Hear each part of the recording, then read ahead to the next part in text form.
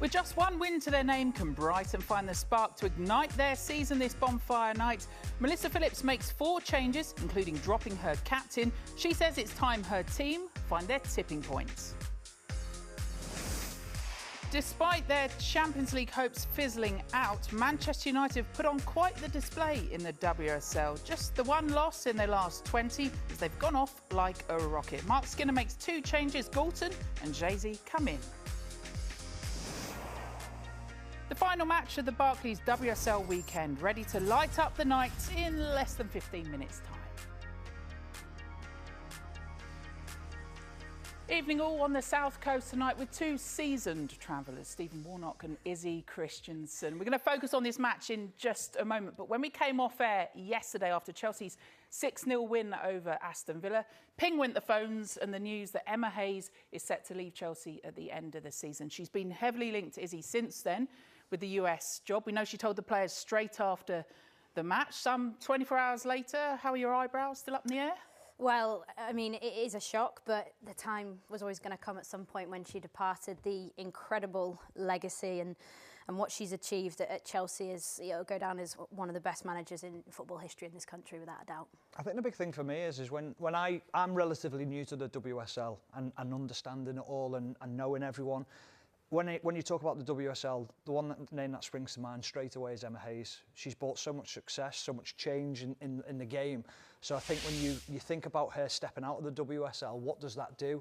I mean, the titles that she's won, the trophies that she won speaks volumes for how good of a manager she is, how much of a good coach she is, but that just speaks volumes for her.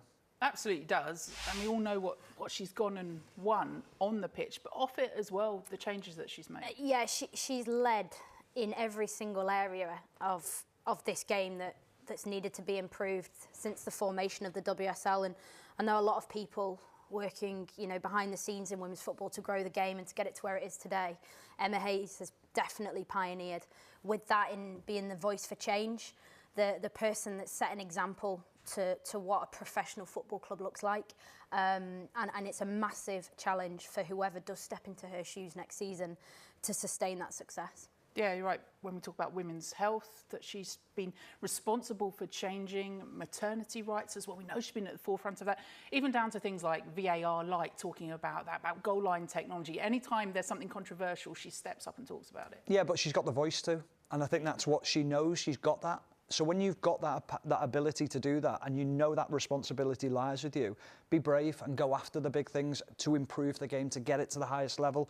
And I think she has been a pioneer for the women's game. All right, we're going to talk more about what next for Chelsea later in the show, though. But this is how the weekend results played out. That 6-0 win for Chelsea over Villa. Equally good result for them in terms of Manchester City, who were challenging at the top, being beaten by Arsenal right back in that title race. Spurs 1-1 with Everton. Huge points, though, at the bottom of the table for Bristol City with that 3-2 win, their first points of the season at West Ham. Right, to the final match of the weekend next as we bring into focus Brighton and Manchester United. A difficult run for them at home, Brighton, an unbeaten run for Manchester United. Hear from the managers next.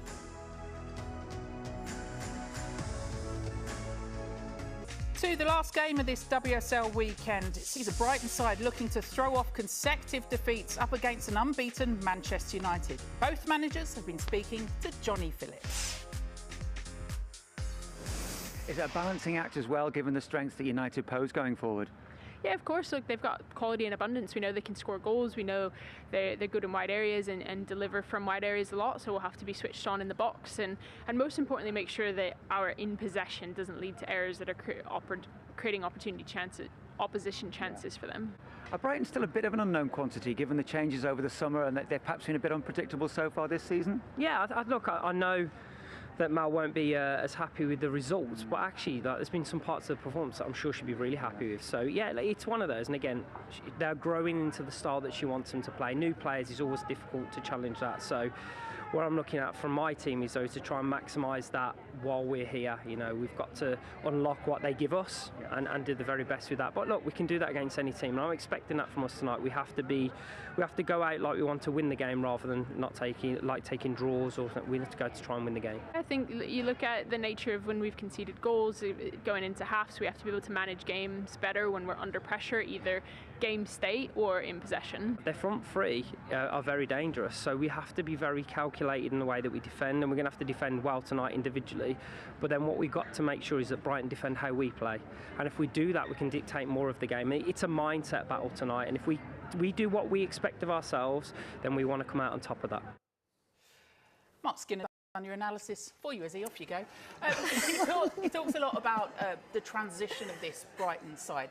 Are you clear where Melissa Phillips wants to take them, what she's doing? If I'm really honest, I actually think Melissa Phillips is a few more transfer windows away from achieving the squad that she wants to implement her style. We've seen glimpses of it last season when she took over the role. This season, I know they've started with different formations. They've operated with a 5-back, a 3-back, 4 across the middle, and I think 3 up front is how they're going to look today. They lost one game when they started with a back 4 against Tottenham. I do think that they're in a stage of development, and she's really trying to find, like she said before the game, her tipping point with the team. But they're very vulnerable at the back, I must say, and I think that's the starting point for me for this Brighton team is don't concede. Yeah, I think when we were here a couple of weeks ago, we were looking at Bristol versus Arsenal, weren't we? We were saying, don't cause mistakes that cost you goals, and she said it there in her interview. We cannot afford to give Manchester United opportunities from us making mistakes. Sounds so simple, doesn't it? But if you do afford teams that, your confidence just completely goes. We talk about Melissa Phillips' style, and as Stephen said there, be brave, and I'm sure Melissa Phillips will be asking her team to be brave in possession, playing out from the back, because I think that's how she wants to play in the longer term. She wants to build. You look at the Brighton men's team under De Zerbi, and the way that they operate playing out from the back, I'm sure the future that is what they want to look like. But in those situations, it's about finding the difference between being brave, but also being pragmatic about the football match. Just hearing there will be a 10-minute delay before kick-off in this match. We'll find out why in just a moment. Bring you more on that in just a moment. Just confirmation there's a 10-minute delay to this match. For Manchester United, he said, Mark Skinner, they've got to concentrate on that first 15 minutes that Brighton have been making an impact. Have you seen enough from them to be that full 90 minutes team this season? Well, I think that's the question he'll ask his team before the game, isn't it? Is can you do that? Can you deliver a performance that lasts 90 minutes? I don't think I've ever seen a performance from a football team in world football that lasts 90 minutes. It's one of the hardest things to achieve. It's concentration levels, it's fitness levels, it's being absolutely perfect. But that's what the best managers strive for, and that's what he'll be asking for tonight.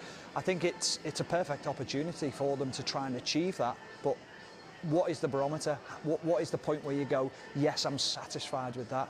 60, 70 minutes, if you can put in a top-class performance for that time, more often than not, you'll win football games, and you'll win them comfortably. Just confirmation again then, there's a 10-minute delay to kick off. We will hear from, hopefully, our reporter, Johnny Phillips, in just a moment. All the fans just taking in that extra time to nip to the toilet and back again. Oh, hot dog. Hot dog all day. Stephen. Oh, sorry, Bovril. Yeah, thank you. We'll make a proper football fan out of it. Just watching Mark Skinner, this has been a long old journey for them down to Brighton as well. You get all your prep ready. I know looking at it's only 10 minutes, but you've been out, you've warmed up, you're ready in that moment. Yeah, it's a funny thing, football, and preparing for any athletic performance. You almost plan your preparation to the minute, and that goes down to sleep, napping during the afternoon for an evening kickoff, what you eat, the timing of when you eat. And there are some players who don't really care about a 10-minute delay, but there are some that it really will affect their preparation. So I would say it's a mental battle, like Mark Skinner said before the game for his team. This little 10 minutes is a mental battle for some of the players who know that 10-minute delay might throw off their preparation a little bit. So it's about recentering, refocusing, and making sure that it doesn't hinder the start of the game. Your kids sat in the stand, I used to love it when it was a bit late home as well. A bit late on that front. For Manchester United, again, they've seen all the teams, their rivals, they would see the challengers for the title play already this weekend. Manchester City dropping points. Yes, they're unbeaten, but he's also spoken, Mark Skinner, about the points that they've dropped this season, how that may affect them in the run-in. I'm about to say the cliche must win. but it is now how tight this league is. Yeah, it has to be. I think every game is. I think especially when you're a club like Manchester United, you're expected to win every single game, whether it's the men's or the women's team. That is what comes with wearing that crest. That's part and parcel of it. But when you do see teams in and around you, you've got to capitalise. When they drop points, you've got to make the most of it. This delay will be very interesting, though, as Izzy says, to the mindset of the players. Is there thoughts racing through the heads now? Because you've got that gap and you're on the pitch of what's gone on today, then the pressure's building up in your head, or is it completely relaxed? You will get some players who are completely polar opposites in this phrase, where you're looking at them thinking, are you concentrating on this game? Are you prepared for this? Because they're so relaxed in it. But there'll be other ones who are trying to switch everyone on, and that's where you're hoping, like, you've got your leaders on the pitch who'll be prepared for this game to start. It also affects the warm-up, because in that 10 minutes before kick-off is when you're finishing off your high-speed sprints, the little finer, sharper details. And then you go into the changing room, you put your match shirt on, you start having those last few words with your teammates. The coach might come in and have a word with the players. All the preparation's done then, but from a physical perspective, I'm sure, you know, from a player perspective we spoke about, but also from the strength and conditioning coaches and the fitness coaches, how do you get the players refocused, recentered, so that they're able to, you know, feel that sharpness that you feel at the end of the warm-up in 10 minutes' time? Extra time then ahead of this one for the fans, just to gather their thoughts. Just confirmation then, there's been a 10-minute delay to kick off. We can now actually go to our reporter, Johnny Phillips, who's at this one for us. Johnny, what more can you tell us? Yeah, it was quite a dramatic set of circumstances, really, Caroline. Jane Sims, the referee, was just about to ring the bell to get the players assembled in the tunnel when she received a knock on a door from a Brighton official saying the ambulance hadn't arrived on site. Now, that's the ambulance that automatically has to be here under the rules in order to protect the players for when there's an injury or anything like, so there is someone who can attend to them straight away and so that they can be taken off to hospital if necessary. That ambulance is supposed to be coming from Port Slade and apparently has been stuck in traffic. Now, they called club officials, said they're not on site. They're supposed to be on site half an hour before kick-off, apparently. I don't know whether that's in the regulations or whether that's just something that they try and get here for, but half an hour is when they were supposed to be here before kick-off, and as it is, they still have not come. So at the moment, it's a provisional 10-minute delay. That could change if the ambulance doesn't arrive, but literally the players were just about to be put into the tunnel by Jane Sims. She was just about to ring the bell when she got that knock on the door, and they decided to sort of postpone the game at the moment for just 10 minutes, and we'll then take it from there depending on an update from the traffic situation. We were just talking in here, Johnny, about the players. So they've been out, done their warm-ups, as you say, about to be taken out to the tunnel too, so they were ready for it. What about the fans? Has it been communicated to them yet? Just have a little breather, get the extra pie in? I'm not sure what's happened in terms of a tunnel announcement so far. I've just been in the tunnel speaking to the match officials to try and get the latest on that, so I'm not sure what's been communicated to the supporters so far. A few of the players have come out and are just milling around at the moment, so there doesn't seem to be they're not seem too disconcerted by what's going on at the moment, but it is a cold evening and they will have done their warm-up, so they don't really want to start getting cold again. They'll want to keep fresh, keep their muscles relaxed and in a good condition for the match, so they'll be hoping this delay doesn't go on too long, but there's no sense of urgency at the moment or sense that the disruption's going to be for too much longer. Yeah, they seem all right in the crowd at the moment. We're just hearing, Johnny, that ambulance may have just arrived. Ah, right. Well, that's news to me. You're getting something just ahead of me. But if the ambulance has arrived, then I imagine they'll try and get this thing kicked off as soon as possible. And they'll have to check that everyone's in place and that the medics are in place so that they can kick off. But yeah, that'll be good news then if it's ready to go quite soon. Slightly disappointed. I was waiting on your party trick, Johnny, to come out next. But never mind, next time. Johnny, thank you for that update. Johnny Phillips then. So that delay, as we were saying, 10 minutes to kick off. Good news is the ambulance is on site, and of course, need to have the ambulance there ahead of the match can go ahead. But as Johnny was saying there, they were ready to come, ready to go in the tunnel. Yeah, and obviously we were just hearing that as well. And as a player, I can only imagine the frustration, because those are the bits there where you've had the final word in the dressing room and everyone is absolutely ready to go, and it's just recapturing that feeling.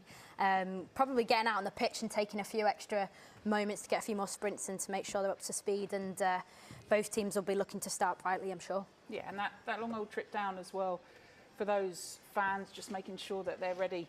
And we see the players actually and the referees, everyone's ready in the tunnel. Looks like it's moving a little bit quicker than we thought. Before we go to that, we'll make sure everything is ready. Yeah, we can, so they're just milling around at the moment. We were talking earlier then about Brighton and the big bit of team news with the 4 changes for Melissa Phillips and dropping their captain ahead of this one. We saw that yesterday for Aston Villa.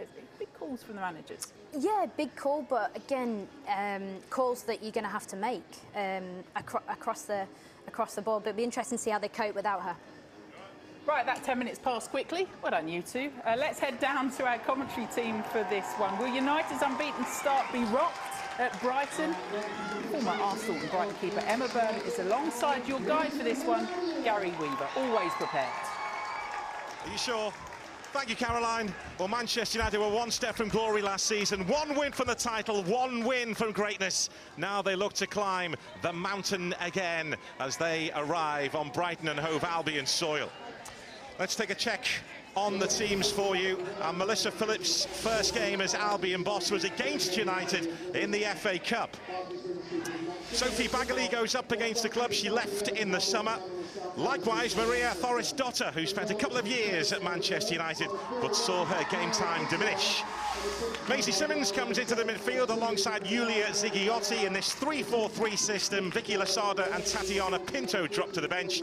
Elizabeth Turlin did plenty of damage in October. She scored 5 goals in the last 5 games. Now she looks for a November to remember. They have the experience of Vicky Lasada to call upon if needed. Well, Mark Skinner is going after the title again. This season he hopes to win it. Mary Earps made history by coming 5th in the Ballon d'Or rankings, the highest ever position for a goalkeeper. It's a settled United back 4. Maya Letizier knows this part of the world inside out, having come through at Albion. And the Toon is looking to recapture the form which took her to greatness with the Lionesses. And there's plenty of excitement surrounding the signing of JC from Barcelona. The Brazilian goes hunting her first goal in a United shirt. Nikita Paris is amongst the Manchester United backup.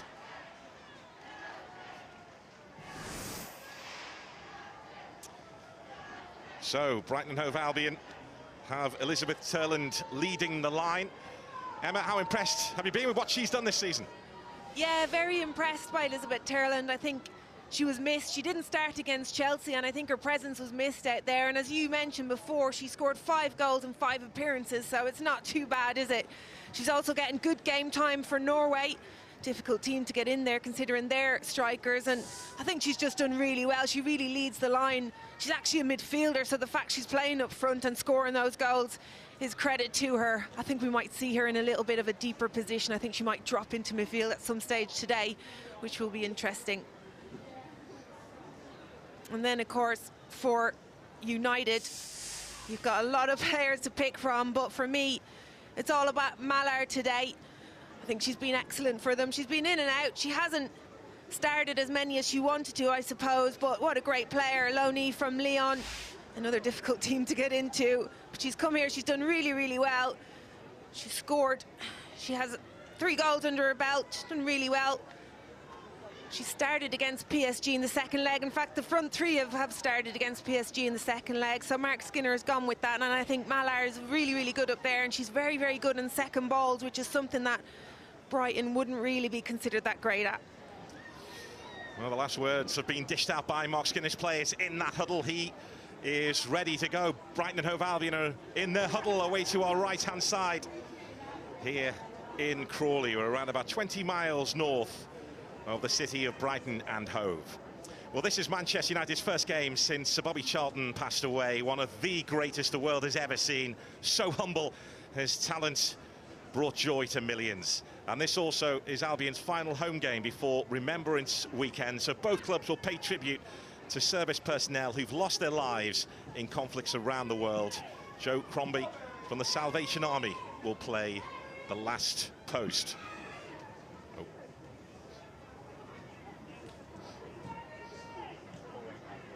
Both teams just getting some extra warm-up time because the kickoff was delayed. As we waited for the ambulance to arrive on site, an ambulance has to be here to make sure that the game can go ahead. Just caught a glimpse there of Leah Galton, who has got a really good scoring record against Albion. That will be in her mind, I'm sure. for sure she'll be looking to get on the score sheet today. And I think we're going to see a lot of her on the ball out there in those wide areas. Looking at Brighton's games in the past, they have been exposed in the wide areas. United will certainly be looking for those spaces and looking for the likes of Leah Galton and Malar here on the right-hand side to push in, and they're quite direct, so I think we're going to see a lot of balls going into those spaces. Yeah, we caught a glimpse too of Maisie Simmons, part of that midfield partnership for Albion alongside Yulia Zigiotti. Changes have been made to the Albion midfield. Why do you think that is tonight, Emma? Oh, I think it's just about getting results at this stage, and you know, they were talking about how Brighton want to play, the build-up, and that's all well and good, but if you're looking at the bottom of the table and you're desperate for points, it all goes out the window, and it's about keeping a tight ship in there and thinking defensively first. Yeah, well, moving forward, Melissa Phillips does want to evolve Albion's style to be more dominant in possession, but they face a big test tonight here against Manchester United, who are unbeaten in the WSL so far this season. So now the players will gather to pay tribute to Sir Bobby Charlton and also to the service personnel who've lost their lives in conflicts around the world. This is Albion's final home game before Remembrance Weekend. Yeah, not too bad. Yeah, good. How are you?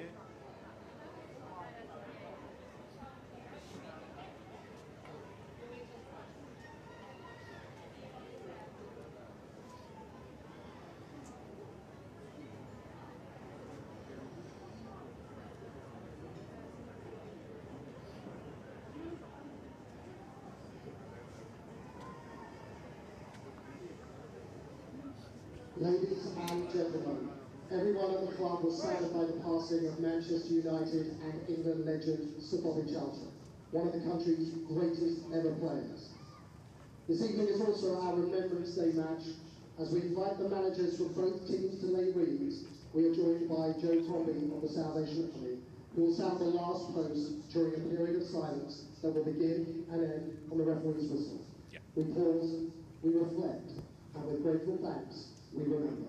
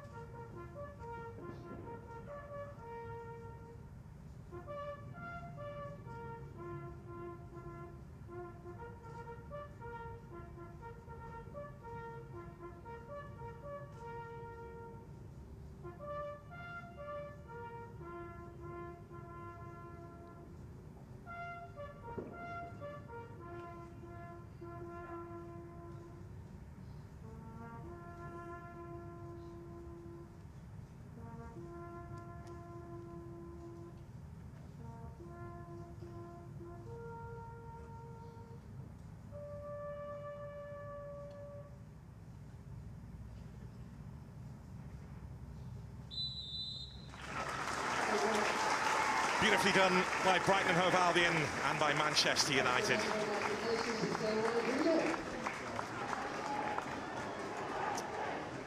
So after the 10-minute delay, around about that to kick off, we are almost good to go. Have to wait for the ambulance to arrive here. With every event like this to be in place. It has arrived, and we are now ready to go. And if Manchester United are to win the title this season, they have to win on nights like this. They're looking to climb the mountain again and walk down the King's Road and rip the title away from Chelsea and spoil Emma Hayes' long goodbye. It was a near miss for United last season. Albion had a near miss of their own in the last campaign, but at the other end of the table. And the dream is to do what United are doing and rub shoulders with the high-enders in this league. The message sent out, no discrimination against anyone.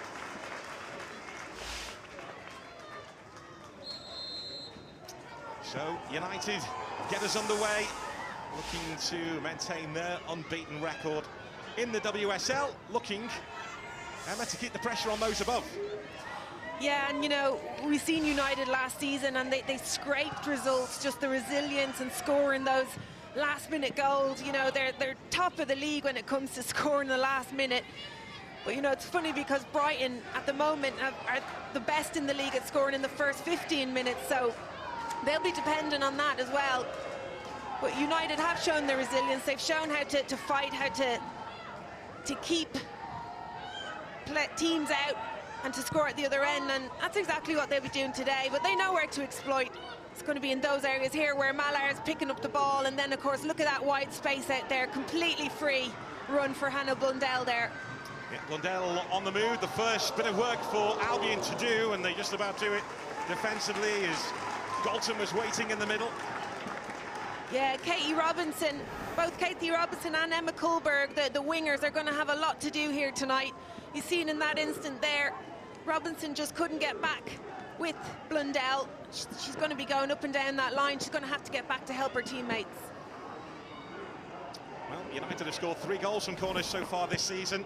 Nobody can better that. It's sent in towards that near post. Again, Albion have dealt with it. Ravi Malar amongst those waiting in the middle. It's Riviere doing the defending for United. Well, Brighton and Hove Albion have been quick starters. United have been strong finishers in the WSL so far this season. It's going to be interesting to see the midfield here for United. You've got Katie Zellum in there as the holding midfield, and they're playing Toon and Miyazawa together, which are both very attacking players. So again, talking about Brighton having their hands full, you've got Maisie Simmons and Julia Olme in there, both going to have to sit quite deep in this game. Yeah, when United attack, they attack with a front 5, with the 3 up top and the 2 number 8s. Well, they will today, Gary, that's for sure. We spoke about exposing Brighton in those areas, and that's what they're trying to do. Here they come again. Zalatunu is seen off. Miyazawa involved, and that's the first big save from Sophie Bagley, who was so busy against Chelsea a couple of weeks ago. She's come up with a huge save there against her old club. Fantastic save from Bagley. It's good play from United. Really good play from Ella Toon there, just to bring it inside. Just falls really to Mallard. She did well to get it onto her left foot, but it's a great save from very close range. She may be busy again here as Katie Zellum prepares to take this corner. Dalton is right in front of Bagley. Forrest Dotter with the header away, but United are keeping the pressure on here. Spoke about Albion making quick starts. It's been a blistering start by United, but Albion with a chance to ask United a question or two. United come up with the answer, and it's back with Mary Earps. Yeah, that's what you're going to see from Brighton tonight. I think they're going to try and catch United on the break. They're leaving Robinson up there on her own, but she's up against a tough contestant with Jade Riviera there. She's very quick to get back, and Robinson's not going to outpace her. That's Zellum. Turner.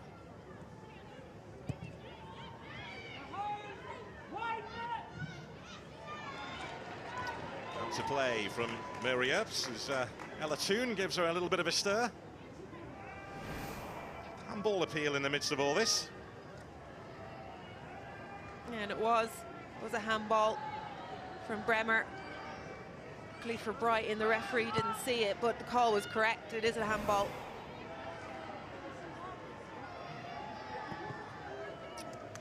So Albion have got away with one early on. Paulina Bremer, who used to wear the shirt of Manchester City.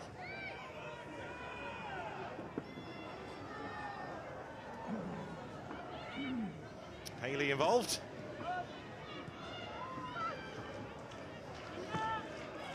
It is such a settled United back line, but there's almost an error there from Letizia. She's helped out by Jade Riviere. That is one thing that United are going to have to be careful of. Brighton are trying to press, they're trying to press high. They have to be careful. United have to move the ball quickly. They can't be complacent in there. But something Albion are trying to do to try and win the ball back higher up the pitch this season. Melissa Phillips has been quite vocal about that. They're not out-and-out presses like United are, who can be a pressing machine. But Albion do want to try and win the ball back higher up the pitch. Yeah, it's really difficult to do, Gary, to get that right, to get it perfect. We've seen Pauline Bremer there pushing on. She was lucky she got a toe in it, but if you don't get that press right, you're really exposed. And United will be decent enough in breaking those lines.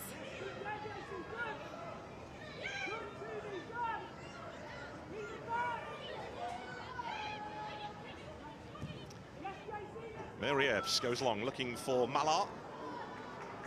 It can't be unpredictable, but stopped in their tracks there by Karabali.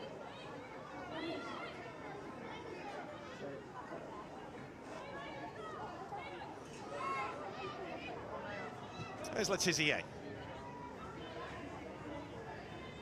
Now Turner. Letizier again. As I mentioned, it's a settled United back five with those four across the back and Mirievs behind her. Yeah, I mean, at the moment it looks like they're playing a back three, to be quite honest, because Jade Riviera on the right-hand side is pushed right up in line with her forwards. And she's waiting for the ball on this side of the pitch. In the meantime, there goes JC, who tried to smuggle it through to Riviera. Of course, JC is dropping right into that midfield, just outnumbering the Brightons, two in there. And this is where Brighton need to be careful in this transition. Galton, who loves a goal against Albion. There's Toon. Ella Toon again. And Jade Riviere, who grew up as a Manchester United fan. Mallard. JC. Able to direct it on target. But they have so many attacking options. A fluid front line, Manchester United. Mark Skinner calls it scary when they hit top gear. It's scary. They're actually better when they're actually defending and then transition to getting forward. They're so dangerous. They're so quick at breaking. And you can just see there with JZ, she's got options and she's chosen the wrong one. It's a really difficult angle for her, and I think that Brighton have it covered.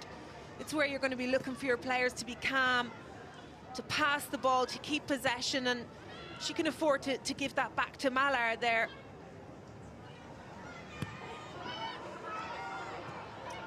It's Katie Zellem looking to knit things together. Here is Mallard. Well, that's the problem for Brighton. Look at that big gap in midfield there. When they do press forward, when Julia Olme and Maisie Simmons do get caught up the pitch, there's a massive gap for United to exploit. Bolton forward, Mallard trying to make her way into the middle. Here's Ella Toon.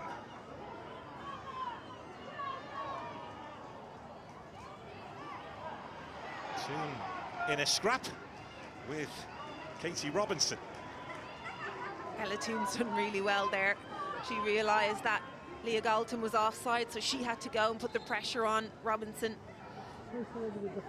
It's good to see her playing a little bit higher up there as well today, where she's best in that position, that she can roam across that from 10 to out wide. We don't want to see her playing deep midfield positions, do we? Well, that's been a slightly different position for her so far this season. A lot of talk about her form. What do you make of it? Yeah, I think she admitted herself she's not in the best form. We've seen her in better form last season. The start of last season, she was excellent. I think she needs a bit of confidence. That's the position, you know, she's a creative player. She needs that confidence, and it will come. And as Mark Skinner said in an interview during the week, she will score goals and she will assist at some stages, come in, but you just have to give her that confidence and that patience.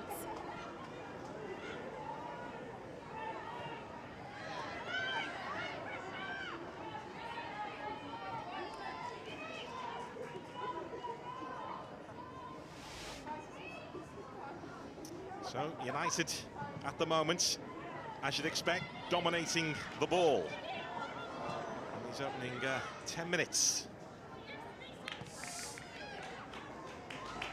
Brighton are going to have to keep the ball when they get it. They're going to have to use it better than what they've been using it. Stop giving away possession. It's going to be a really long night for them if they keep doing that. They did quite well to get out of that press. Then Bremer just giving it away. Galton giving chase to this. Malar in the middle, it's beyond her. Paulina Bremer helping out defensively.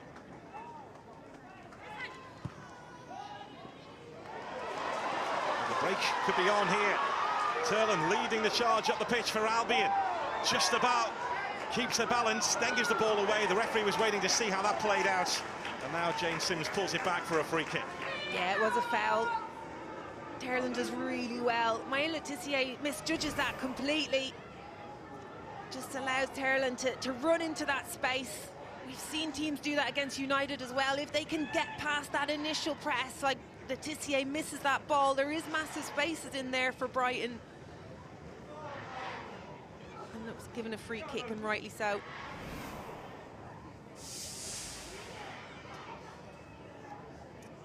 So, Maya Le Tissier receiving the yellow card for that.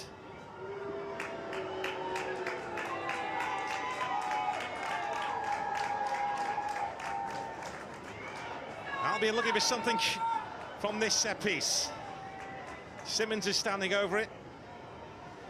Zigiotti is also lurking.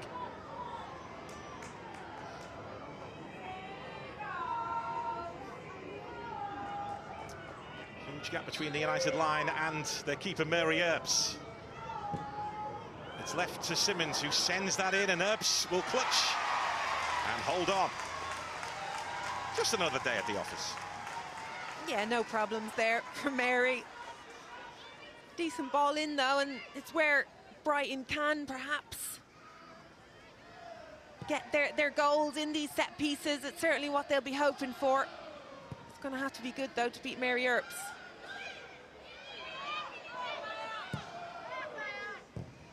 She's such a great character, is Mary Earps, and the two centre-backs who play in front of her say she's such a calm presence behind them as well, which I'm sure you were as well, Emma, in your time. I don't think I've ever been called calm. No.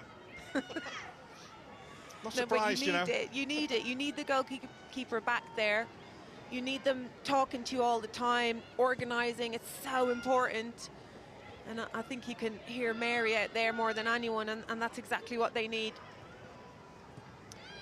Toon was involved again, linking up with Leah Galton. Toons continue their run. Tried to smuggle it back through to Galton.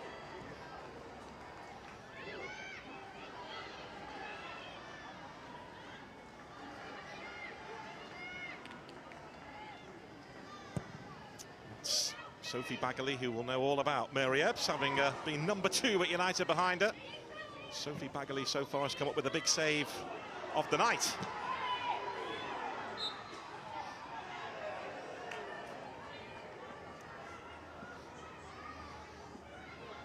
United do play with a badge which is loaded with history, but the women's team is 5 years old, and last season was their best yet. 2 points from title greatness, 3 in the end, to be technically correct, but reaching the FA Cup final as well, and twice Chelsea broke their hearts. Now United are going in search of making more history and landing the big one this time around.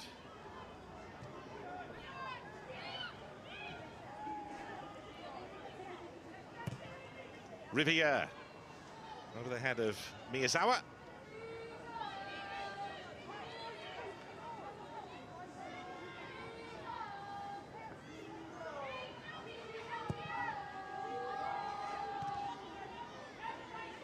Simmons.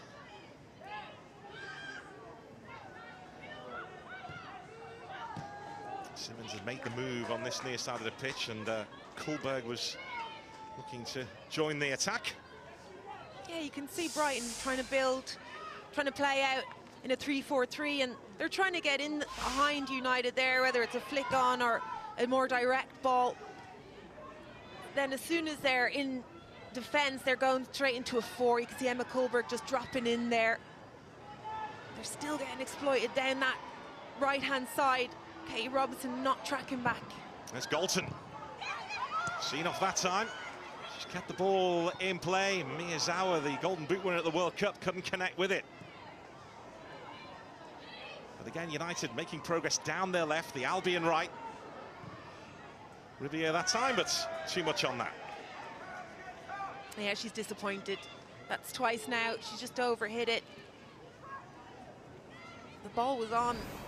See Leah Galton back there. Some good space. Look how deep Brighton are. Yeah, that ball was on. Just overhit a little bit.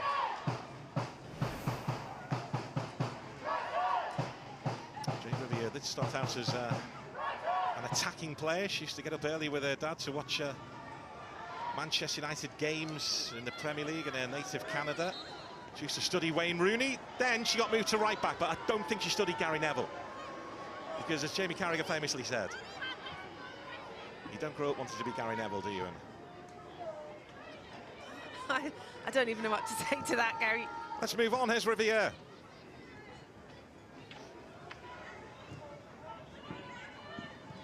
Now Turner.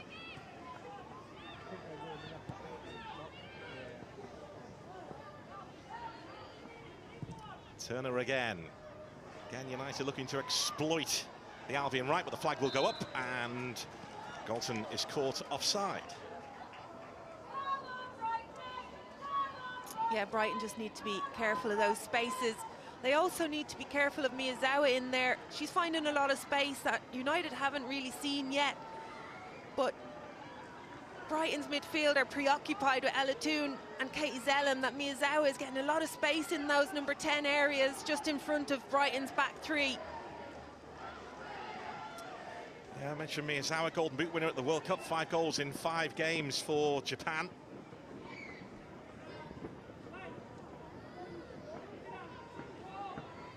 A signing which brought great excitement at United, given away by Toone. Kuhlberg. There's Bremer. The challenge from Riviere. No holding back. Really good challenge. I think Ella Toone was hoping that Jade Riviere was going to be out there making that run. Well spotted by Kuhlberg. But equally good challenge from Riviere.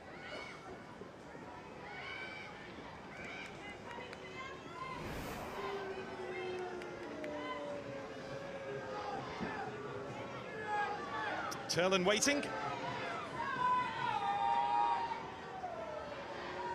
Mary Earps is surrounded, trying to get the referee's attention. She's popular. They're just trying to pin her in. They know she'll want to come for everything in there. She does try to come for it and was beaten to it, but wasn't punished. Back in by Simmons. Really good header away by Millie Turner. Here come Albion again, and Mary Earps with a bit more routine work that time. Yeah, this will give Brighton players confidence. They're just trying to pin her in there, and in the end they didn't. They all moved away from her. She didn't get enough on it. Brighton be disappointed that they couldn't get that back in on goal. It actually looked like it was a bit of a mix-up from Guro Bergsvand and Madison Haley.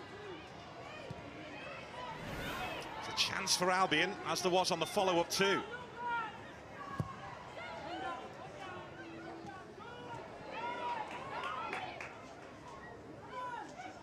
Karabali hits the deck.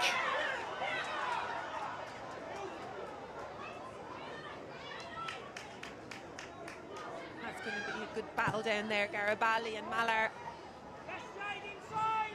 There's Bremer. Who flicks off the crossbar from Paulina Bremer. Definitely wasn't expecting that. See Bremer there, hands on her head. Couldn't have been going for that, Gary.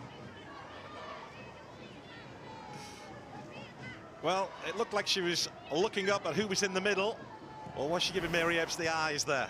Either way, the crossbar saves Manchester United, but signs of encouragement here for Albion. Turlin. That goes behind for another Brighton Hove Albion corner. Good. Brighton are getting on the ball, getting it out wide, just pinning United back. Robinson does well to get something out of that. This is exactly what they'll want. Brighton will want set pieces. They've got big, strong players as well. Well, we saw them go close on the previous corner kick. How about this one? In by Simmons again, and Mary Earps has to react sharply on her goal line. Apologies to any lip readers. She's not happy, is she, with her defenders there? And I don't blame her. Who's picking up Karabali in there? She's got a free header. Nobody. She's completely free. She was left free in the previous corner as well.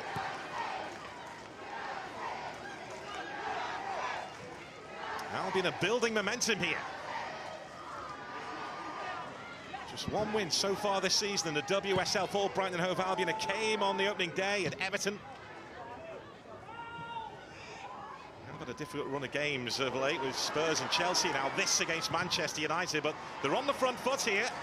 And a chance again to test United from a set piece.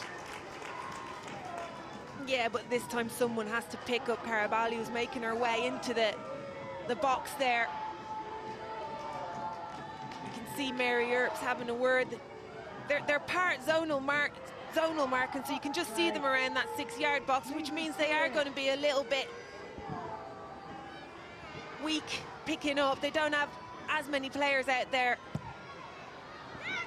Well, again, it's hit into a really good area. Again, it was Karabali who rose. It's a United free kick, but she's causing United problems.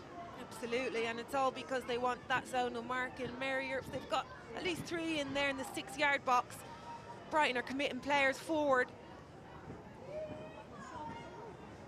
What did you prefer, zonal or not? I'd have someone, two zonal, 1 in the hole, 1 in the back post, that's it.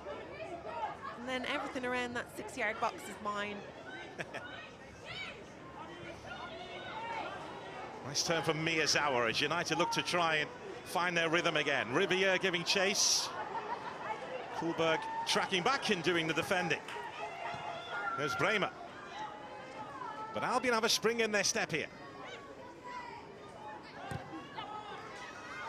And you know, it's all coming from that press, Gary. They're getting some joy out of it from goal kicks from Mary Earps. They're just putting enough pressure on them for United to give the ball away. It's a good 10 minutes from Brighton.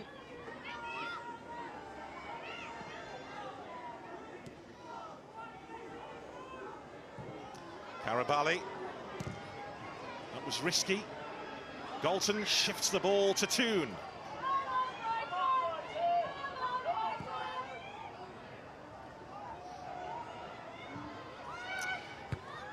Karabali back on the day job, doing the defending that time. Moved on by Haley, gets away from Elizabeth Turland. But this is the break in confidence. They're doing so well. They've got that momentum, good chances against United's goal, but then they do that, they just give the ball away. Silly ball across from Karabali. I think she might have slipped, but still, you're just letting United back into the game. Yeah, out of possession, Albion are 5-2-3 when United have the ball. As they do now with Miyazawa, who went for the return, and once again it was Karabali in the way. And we saw the possession stats after the first 10 minutes. Look at them now. It's evened out a little bit, hasn't it? 2 shots on target from Albion, none as yet from United. I think Sophie Bagley will have something to say about that after that save. Actually, yeah, there was, wasn't it?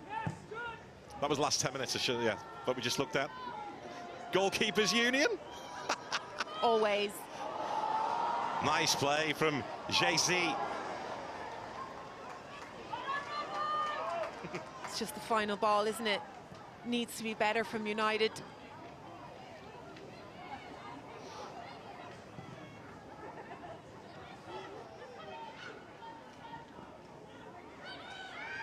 Kuhlberg.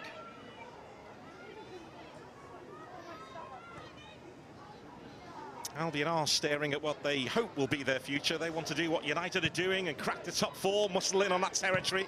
That's the long-term aim.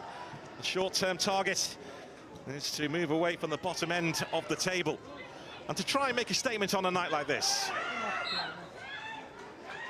So difficult. Women's Super League is just getting more and more competitive. Really, to get into that top 4 is going to take some doing. But the club are doing things right. It's a really good club, really supportive of women's football, fantastic facilities. And Melissa Phillips is slowly but surely getting in the players she wants to play her style of football. Yeah, we just saw Zoe Johnson, the women's football MD, watching on. And I imagine she'll be pretty pleased with what Albion have done in the last 10 minutes or so.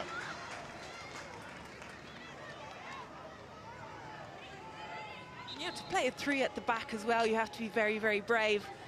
I know most of the time tonight it will be a 4 or even a 5 in some stages, but you're playing against United, who've got 3 very, very strong attackers, and you will be 1v1 at times, and that you need a lot of bravery to do that.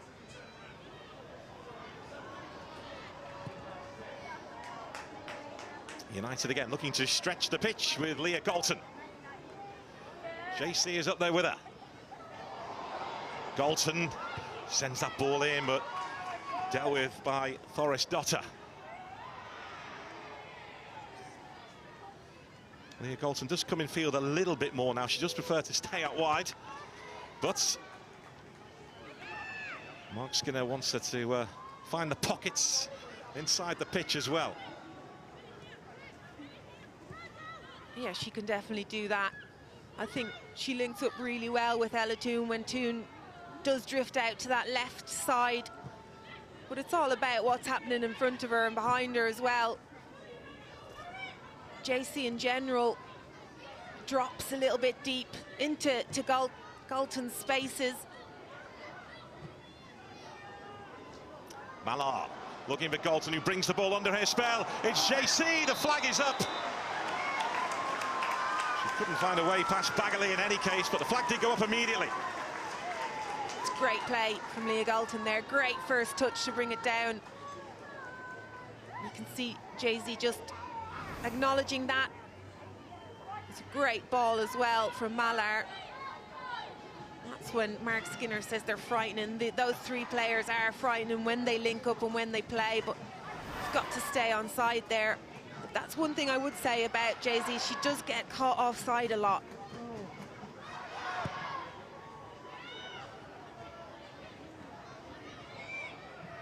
Haley looking to set Turland away. Earps retreats. Turland on the stretch. She was hunted down by Letizier, who put the pressure on. What a tackle from Letizier. Because when Turland gets going, she's very, very difficult to stop. Great ball in through there from Madison Haley. Just look at this recovery from Letizier.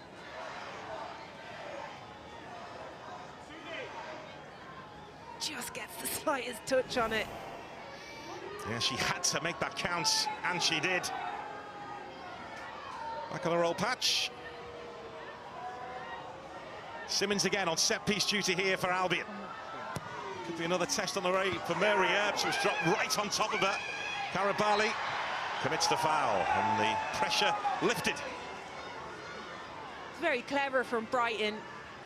I'm going to give them the benefit of the doubt and say it's on purpose, but what's happening is you have a player coming out to mark Karabali now, which means that there are fewer players United defending that 6-yard area, so they're putting it in on Mary Earps now and marking Karabali. So they're just changing it up. They're switching it up every time. Albion are looking threatening at set pieces.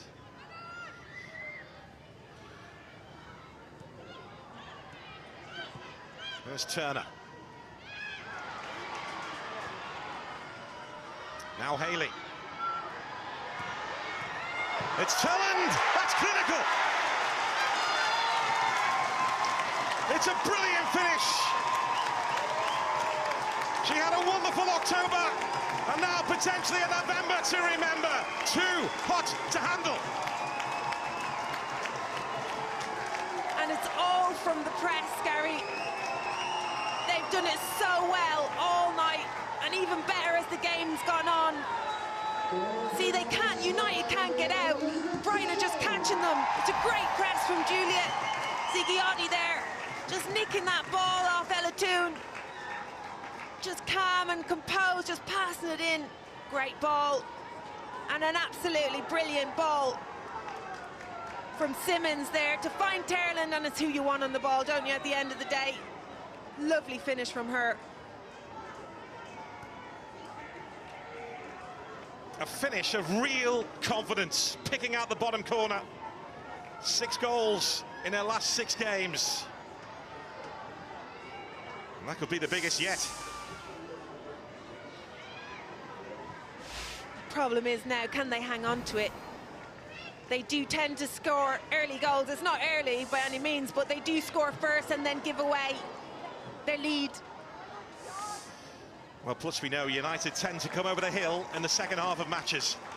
Yeah, they're a second half team, aren't they? I just thought Brighton have done really well. They weathered the storm, didn't start very well. United looked very much on top, but then they came into the game, they grew into it. And for me, it is all about that press. United are really struggling to get out. Yeah, as we saw, Albion do have a bit of a tendency to drop points from being in good positions, but I'm sure they'll just like to enjoy this for now. It's just all about game management. This is where you try to delay as much as possible. You just want to get into the half-time.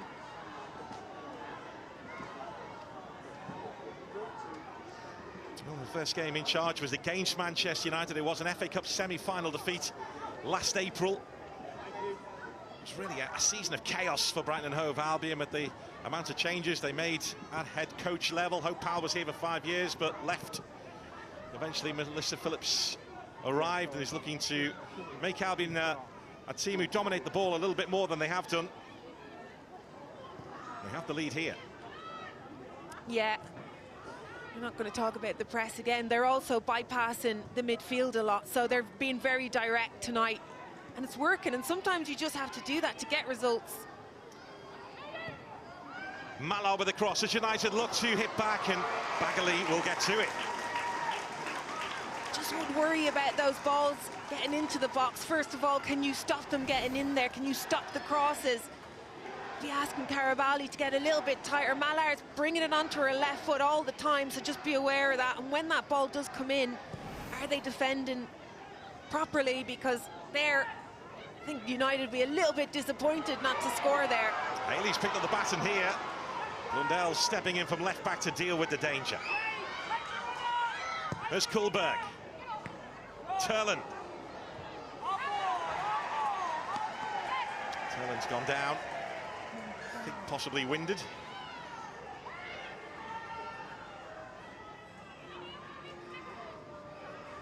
Or is this game management? I think she is actually winded. How cynical you, aren't you? But it's the strike from Elizabeth Terland, which is the difference at the moment. United, though, have plenty of magic in that front three that we've spoken about. Ella Toon as well, just behind them.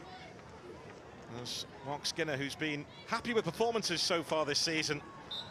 Looks to find a way back into this.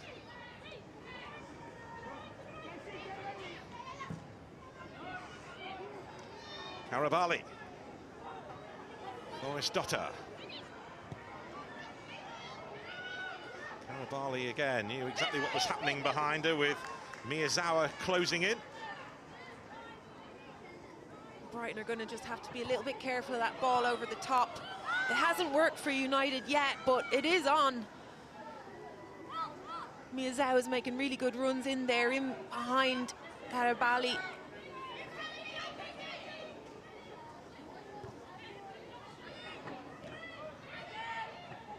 There's Haley. And that ricochets through to Jay-Z. Jay-Z is in! And is denied by the woodwork. Her eyes lit up. But Brighton and Hove Albion survive. Is it going to be one of those nights? Riviere does brilliantly to win it back. Riviere on the move. That was good defending.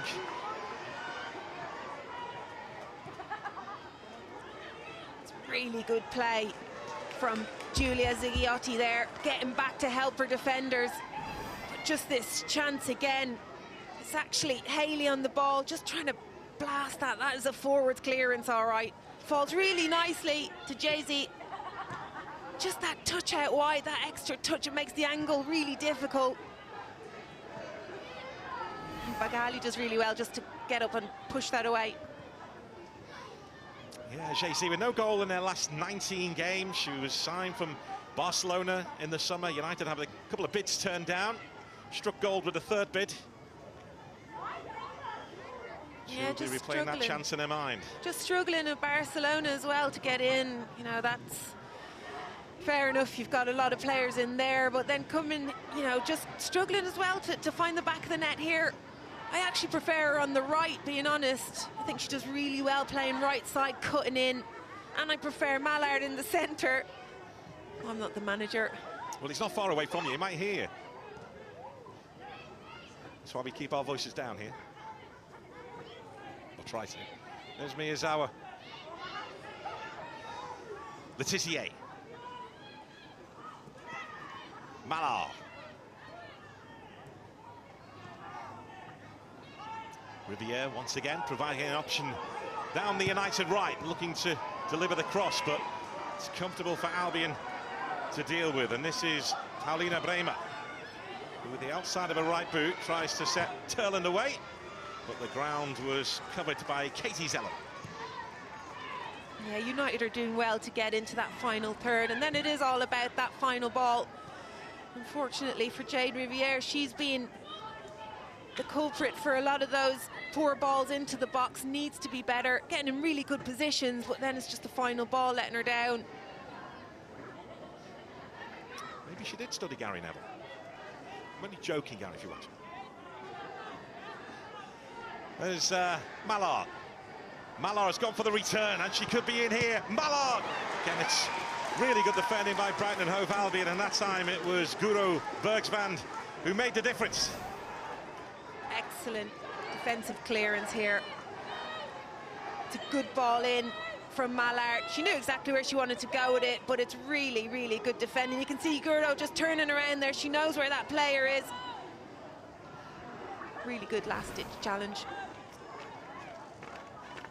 United hunting the equaliser here. Katie Zellem, as ever, on set-piece duty, is carried all the way through to Millie Turner, who's at the far post.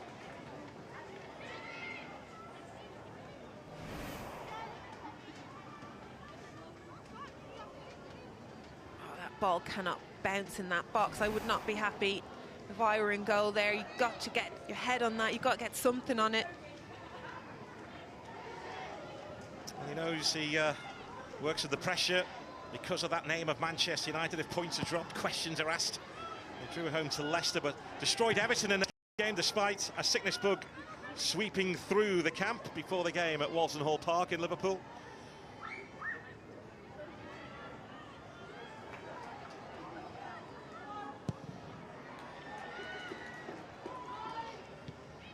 United just aren't efficient with the ball at the moment. They're not seeing the spaces.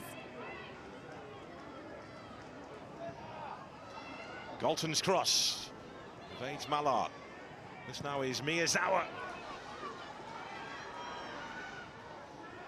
Latoon doing brilliantly, going to ground and making sure United held on to possession, but not for long. There's Letizier. Zellem.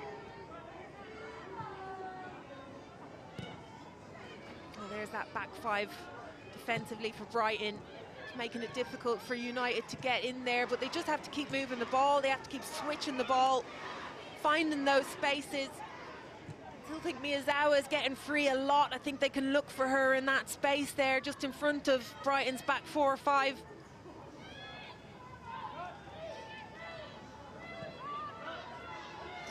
United defending the end where their fans are housed. Great crowd inside here tonight in the Broadfield Stadium in Crawley. JC, the angle is tight.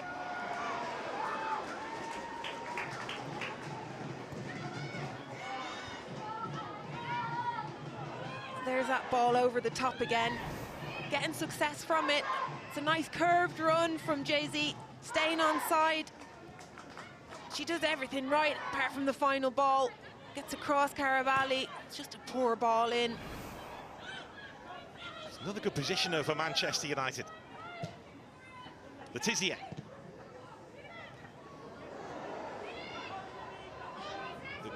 come off for Elizabeth Turlin.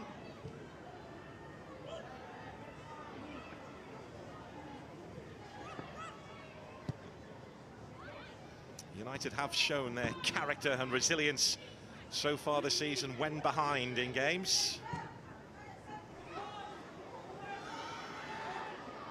There's Riviere sending that ball in, and the header was over the top. Another good chance. Galton was closing in, but again, the Albion goal survives. Absolutely lovely ball for Riviere, and this time it's a great ball in. Absolutely perfect ball for Leah Galton. I think Guru just does enough there just to put her off, but again, it's a chance that's missed from United. Well, she's scored in the last 4 games against Brighton and Hove Albion as Leah Galton. As we mentioned, United have shown their resilience, their character so far this season when behind in the WSL.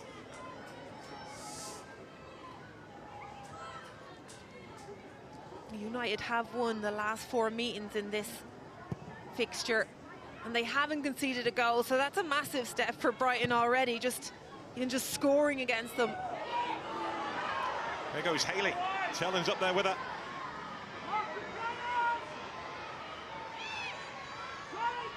Robinson forward too for Albion.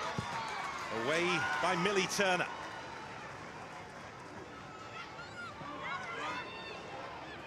Mark Skinner did mention the dimensions of the pitch here. It is a lot shorter than what United are used to, by around about 3 meters, and also in terms of width, it's 2 meters narrower too. So at times it can give Albion an advantage. It can cause problems for other teams coming here. Absolutely, it's so important. I used to always want to know the dimensions of a pitch, and actually playing for the national team, we used to look for the smaller pitches when we came up against the big teams like Germany and the States. But yeah, it's a massive thing, and especially for a team like United, who like to use the distance, like to play the ball over the top. Very, very direct team. Well, they've used the width of the pitch here almost to great effect. Again, Albion slammed the door shut. But yeah, their pitch at Leigh Sports Village is a couple of meters wider than this and a few meters longer. How did you get on in those big games? I knew you were going to bring that up, Harry. Here's Letizia. I was very busy. I appreciated being busy. You like being busy, don't you? Well, coming from Arsenal, having nothing to do for 17 years. There's Toon.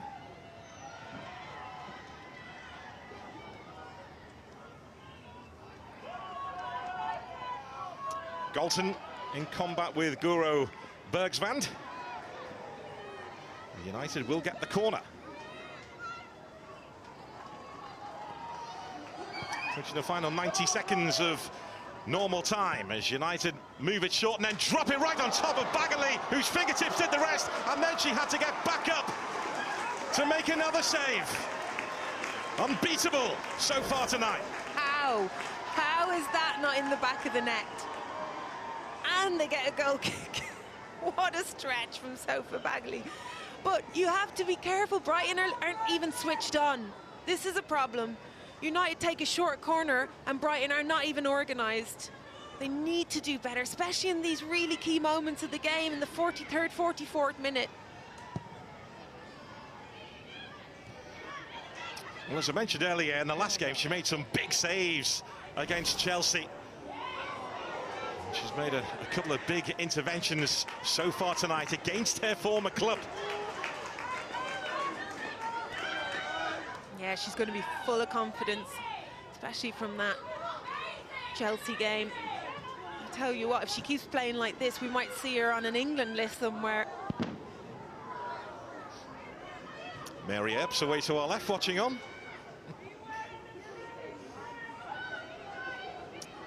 But Sophie Bagley's 10 games for United were in the League Cup. Tonight in the WSL, she's taking care of business, stopping her former club at the moment. Galton giving chase to this and trying to make life awkward for Bergsvand. We'll have 2 additional minutes. There will be a minimum of 2 minutes added time.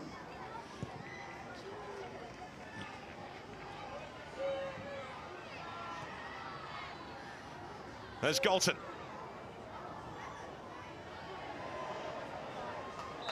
JC is flagged offside.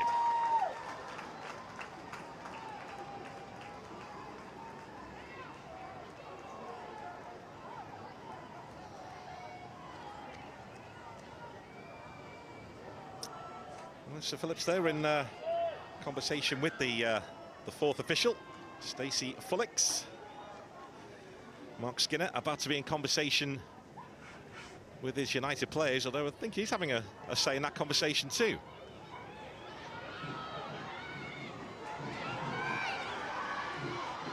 Kuhlberg. Blundell. Turner trying to retain her footing. United are shook. They don't look comfortable at all back there. It's good support play there from Emma Kuhlberg. When Brighton do get into those positions, they should just keep getting that ball in the box, because for me, United do not look comfortable. Haley. Dealt with by Letizier.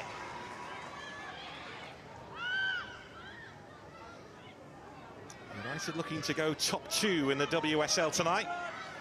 But they've got work to do here.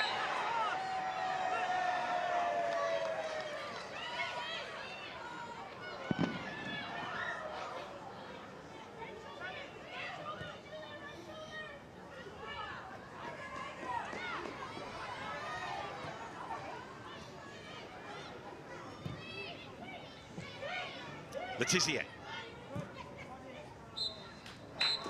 Albion lead at the break thanks to a ruthless strike from Elizabeth Turland, who took advantage of a really good spell for Albion. JC came close to scoring her first goal for Manchester United, but was denied by the post, and Sophie Bagley so far has been unbeatable in that Albion goal. At the break, Albion 1, United 0. 15 minutes time. Thanks for a couple of your Evening to everyone joining us from Sky Sports Premier League. You find us with Brighton 1, Manchester United 0. I did a slight raise of the eyebrows there, Izzy Christensen, Stephen Warnock, but the goal from Brighton was brilliant. Exceptional, wasn't it? Yeah, and I think the big thing is it's all about the closing down. You can keep your eye on Bremer here. It's about body position. It's about showing where you want the ball to go, arcing the run, making sure that when she goes in, she's making sure she's forcing Manchester United across the pitch to say, we only want you to go one way. We're going to try and condense the pitch. We're going to push you down one side. And they do it so well. There's that body position. There's that movement. And as you see, when the ball goes out onto the left-hand side now, what you're looking for is you can make the pitch as compact as possible. If you split it down the middle of the pitch, now you've got everyone going one way, and it forces Manchester United down that left-hand side. This is absolutely exceptional, because this player here, Maisie Simmonds, is the left-sided central midfielder. Look how far over she goes to get involved in the press. And this is, by the way, exceptional coaching from Melissa Phillips, because every single one of these players involved in this move knows exactly what's happening. And for me, what they've done here is they've locked Manchester United to go one way, Blundell, back to Millie Turner, and then this is the key part here. They've won the ball back, and then what we say, when you win the ball high, what can you do? And then this is what they do. And Turland, what a finish. And that is an exceptional goal. And you can see the celebration. They know that that's exactly what they've worked on. They locked Manchester United, and Turland, I tell you what, that is some What finish. a touch. You know what's as good as a goal? A save. And Sophie Bagley's had plenty of those to make.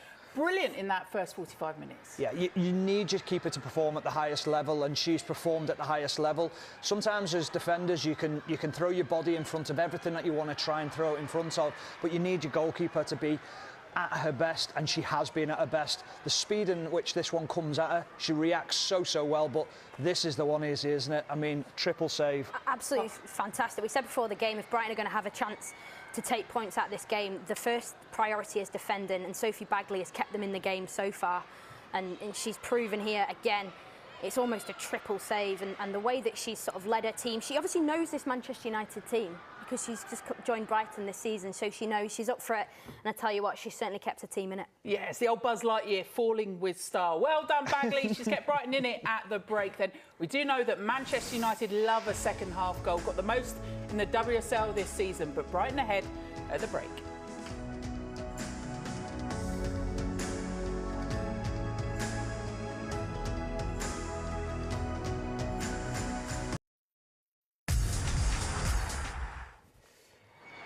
So Brighton a goal up, but should Manchester United, Izzy, have had a penalty before Brighton's goal? Stephen, is he? They certainly got a shout. I think it's a blatant handball from Pauline Bremer. She just moves her arm onto the ball away from Ella Toon. Stephen was actually saying, weren't you, about the position of the referee? Yeah, Elizabeth Sims, the referee, whether she's just in the line or gets the line wrong, a positional sense, and Ella Toon's just blocking the position of it. We went through it forensically at half-time looking for whether it was or wasn't a handball, but we believe it should have been a penalty. Talked about a change for United. A change has been made for Brighton. Let's get back to your commentary team then. Emma Byrne with Gary Weaver. Yes, thank you, Caroline. Gumin Lee, the Korean striker, has come on at the break. It's Paulina Bremer who has made way, who was involved in that penalty shout at the start of the game. So Lee, who is another one who used to play for Manchester City, she is on, and Paulina Bremer has been withdrawn. United have lost just one of their last 20 games in the league. That was a defeat at Chelsea in March, which ultimately proved costly in the title quest. Trail here against a Brighton and Hove Albion team who have threatened from set pieces and also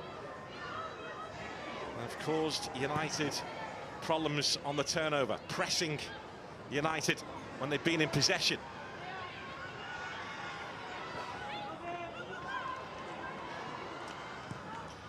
United on the move here.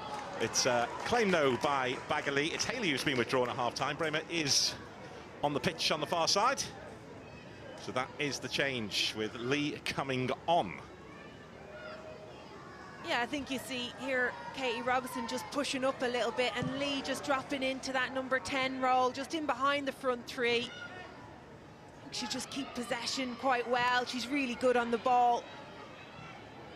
Quite a brave move as well from Phillips, actually, because she'd definitely be more inclined to get forward than to get back, to be quite honest.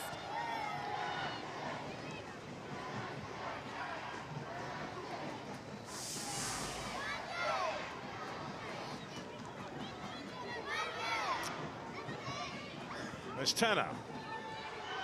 Now Blundell. Turner again.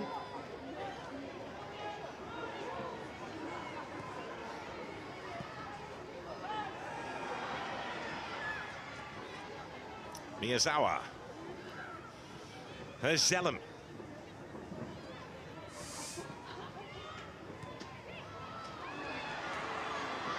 Getting in behind Brighton Hove Albion, but again, too much on the cross. It's a really good move from United. You see Mallard out there on the right-hand side, and Ella Toon just makes a really nice run from midfield in behind. Lots of space and lots of time to pick out that pass. Again, it's just overhit. Final ball for United. United attacking the end, whether their fans are behind Sophie Bagali's goal.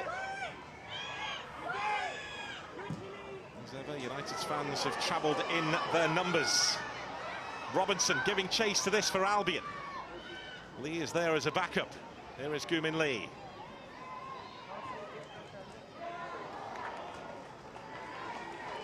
Good play. Good play from Brighton, just trying to catch United on the counter, getting Robinson up higher. She's really good at breaking out, using her pace. Good support play from Lee as well.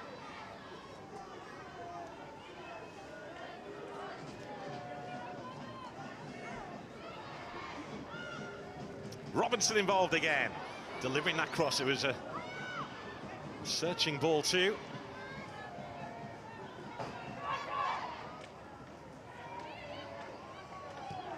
Paulina Bremer.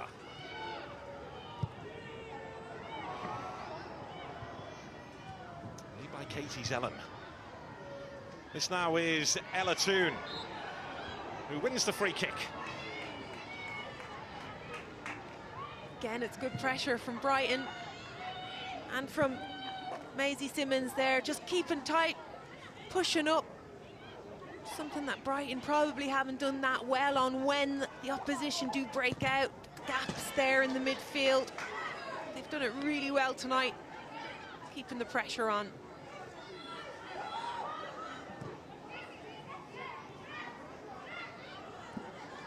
Elatoon. It's carried through to Malar. Miyazawa's on the outside, but again it breaks down for United. Oh, it's not good enough. It's not good enough from United standards. They're winning the ball. They're trying to play it into that space, which there is space in front of that Brighton back four now, which they're playing. But again, it's about the passes out, keeping the ball, the final ball. Yeah, Carabali has moved to this side of the defence now for Albion in the second half. Switch being made at the break by Melissa Phillips. Blundell on the move. I think they're just trying to match United now, going in that 4-3-3. And of course bringing Lee on just to a little bit of more creativity, keeping possession. Turlen. Space here and a chance for Albion to test United again, but Zigiotti took aim and no real trouble, or Kohlberg I should say, no real trouble for Mary Earps in that United goal, but it opened up there for a second. There's loads of space over in that far side. And it's, Brighton are actually doing what you expect from United. They're keeping the ball really well, then switching it out. Now Kohlberg being a fullback, getting forward.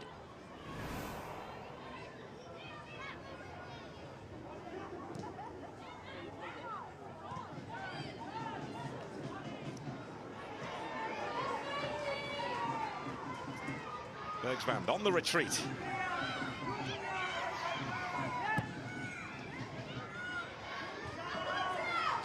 Albion with one clean sheet in their last 30 games since April, and this is JC. And Bagley protecting a clean sheet. She did so well, JC there. Katie Zellum did well to win it back. Look at that space. Lovely turn from her, lovely touch. And then it just rolled into Bagley's arms again, talking about that final ball or that final shot from United. Can they do better?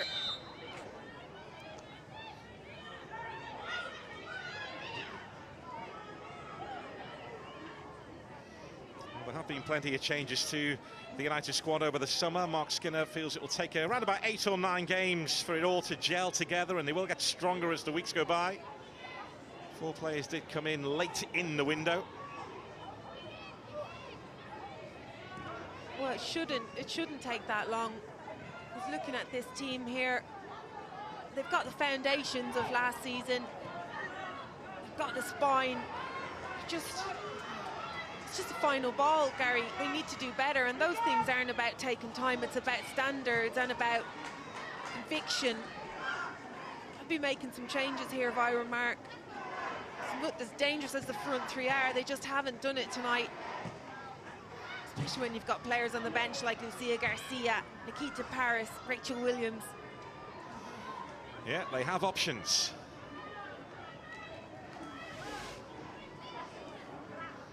And they have made an impact when those options have been used from the bench.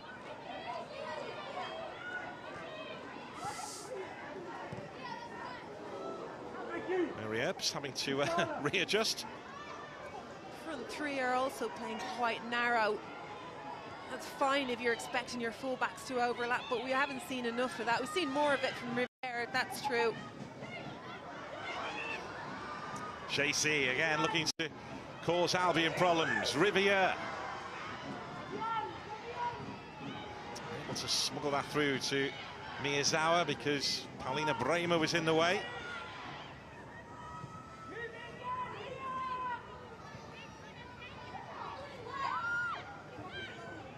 Letitia, who twice won the Young Player of the Season award when she wore the badge of Brighton and Hove Albion.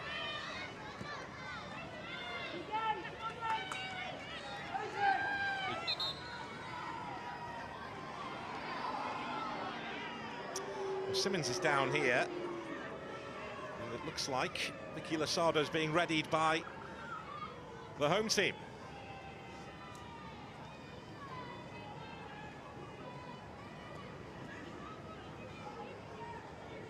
Well, Brighton don't want to see this player getting injured. I thought she's had an excellent game tonight. She's been everywhere.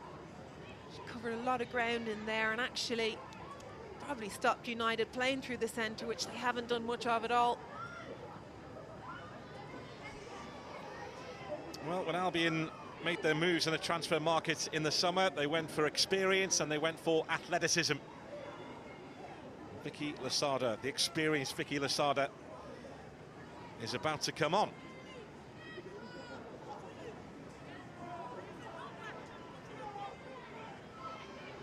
Bad player to bring off the bench either.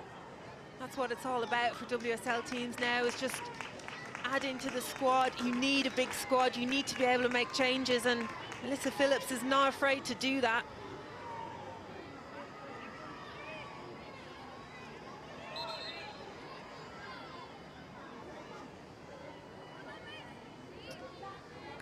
And Simmons is back on her feet and ready to come back on, but her number is being held up. And it is the end of her game. And on comes Vicky Losada. Class act in the middle of the park. Experience at Barcelona, Arsenal, Manchester City, Roma. All on her CV. Champions League winner. As we mentioned, Albion looked for experience in the summer. And they found it in Vicky Losada.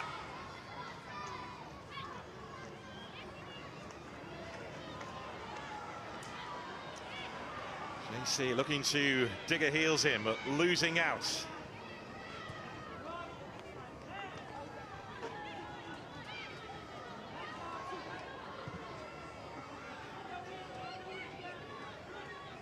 There's Blondell. Now Letizier.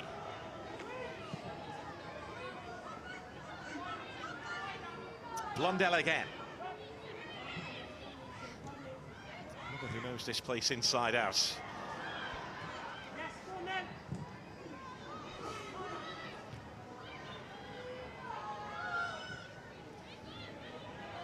Losada finding Zighiotti. Alina Bremer looking to put a foot down on the gas. Was she caught? Yes, she was, by Riviere. It's good play. Good play from Brighton. They're under pressure. They deal with it really well, and Bremer does really well. She's using her experience there just to get that free kick, get her body across Riviere.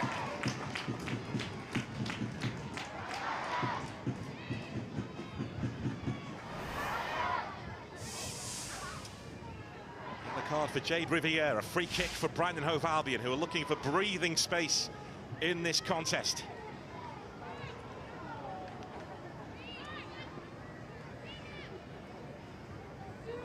There's a very big gap behind that wall. That's where you want the ball to go.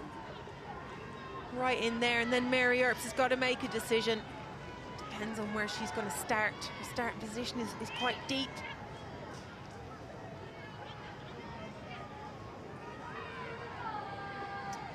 Bergsvand is there. Boris Dotter is there as well. Amongst the threats here. United have dealt with it for now. Coming back their way though, and Mary Earps was concerned as she flung herself across her goal. It was a dangerous ball back in. Just falls to Vicky Losada there. Makes the right choice, puts it back in. Is she going for goal? You tell me. I'm going to ask her later. She's going to say yes. Well, let's not forget that Paulina Bremer struck the bar as well when you didn't think she was going for goal, did you, with that one?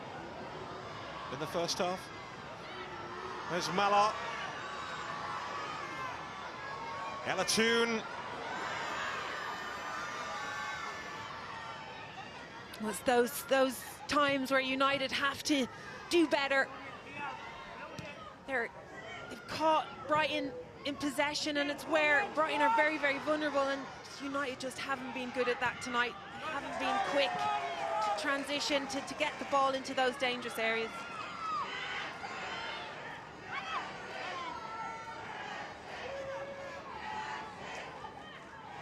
Galton, Blundell, Zellem, shrugged off the ball by the goal scorer, Turlin. There's Casey Robinson. Now Lee, Turlin through the middle. Turlin will give chase to this, and Turlin's been fouled, but the flag is up. She finishes the chance, but the flag did go up. Great ball from Lee, but Turlin was just offside. She delayed it as well, Lee. I wonder if she'd hit that first time. Look how she delays it. Turlin just drifts offside a little bit.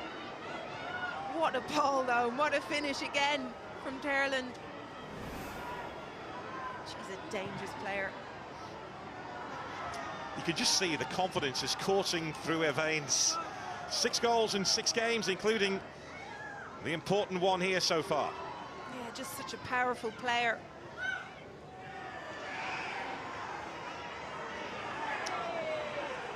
JC was pleading for the foul there from Jane Sims, but nothing doing.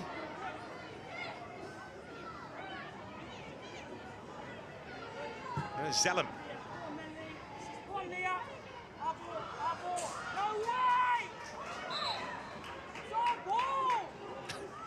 It's Mark Skinner's voice you can hear there, saying no way, our ball. It has gone the way, though, of Albion. Well, you mentioned United have options. Rachel Williams knows the way to goal from the bench. She does. She's excellent in the air, but United haven't been getting the balls into the box. They haven't been delivering those kind of balls that Rachel Williams will finish. Maybe if she gets on the pitch, that's exactly what they'll do, and they'll look for her, but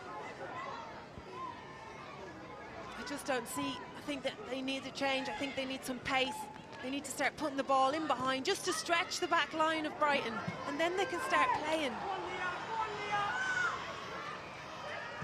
Galton looking to make life awkward for Bergsvand. So far this season, when United have had a problem in the WSL, they have found the answer. They just look a little bit flat tonight, though. That's what I'd be worried about. They're 1-0 down. Doesn't look like there's much urgency. Even getting on the ball for throw-ins, defending. Wonder if the substitutes would bring that to the game. As we've seen already, Mark Skinner usually uses his bench well. Malard giving chase to that. A really good starting position, though, from Sophie Bagley. Well, it's too straight.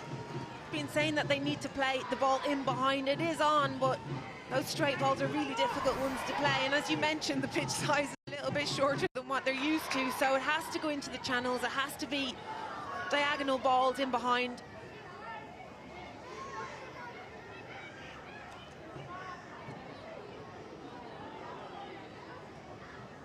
Yeah, the length of the pitch at Lee, where United play most of their home games, 105 metres.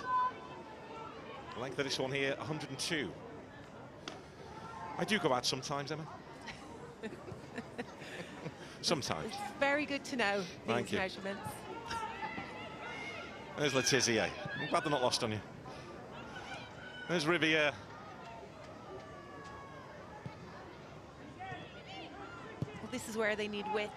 See Hannah Blundell just coming out here, but just a little bit too late. I'll be asking her to do that a bit earlier. They don't have to give her the ball. They can play centrally, but they need width. Well, clash of heads there. Referee will have to stop play.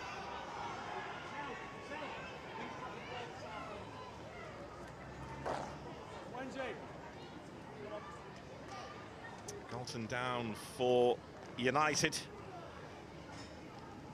Albion with a player down too.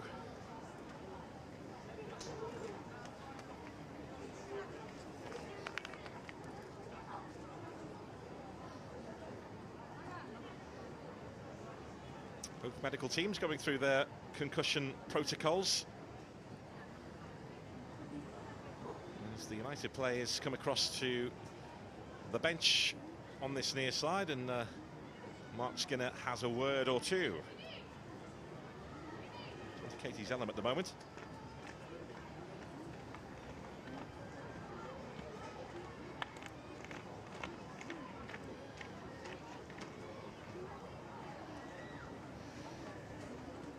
Melissa Phillips, who went on a pro licence assessment with her opposite number, Mark Skinner.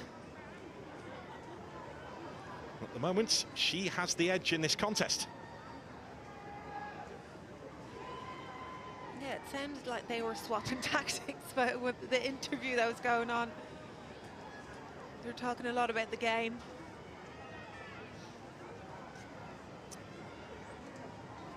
Well, Karabali is sat up now for Albion, but as I mentioned, both sets of medical staff will be going through the concussion protocols.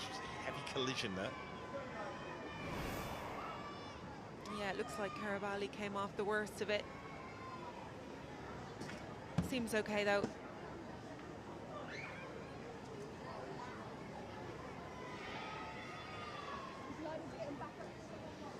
Galton back on her feet. Likewise, Karabali.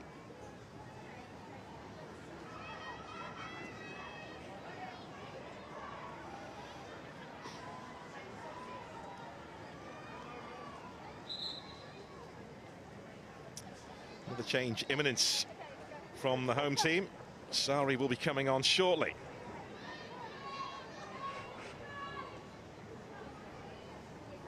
Yeah, the tricky Sari's another midfielder, can play up front as well, just to bring a little bit of energy perhaps.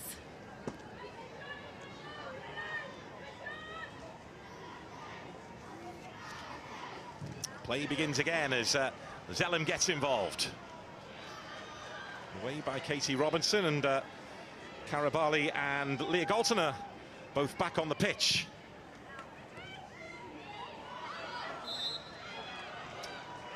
United are caught offside. In recent times when United have lost in this league, it's been against the big hitters at the top end of the WSL, but they're trailing here to this Brighton and Hove Albion team by a goal to nil. The goal from Elizabeth Turland in the first half. Yeah, I mean, they just looked a little bit flat tonight, I think. You know, in this league, you can't afford to drop these kind of points. They've already dropped points to Leicester in a 1-1. They've dropped points to Arsenal 2-2. That wasn't exactly a shock result, but this would be a shock result for United and for Brighton. Perhaps kickstart their league, but to get back into Champions League positions could be very detrimental to United's campaign.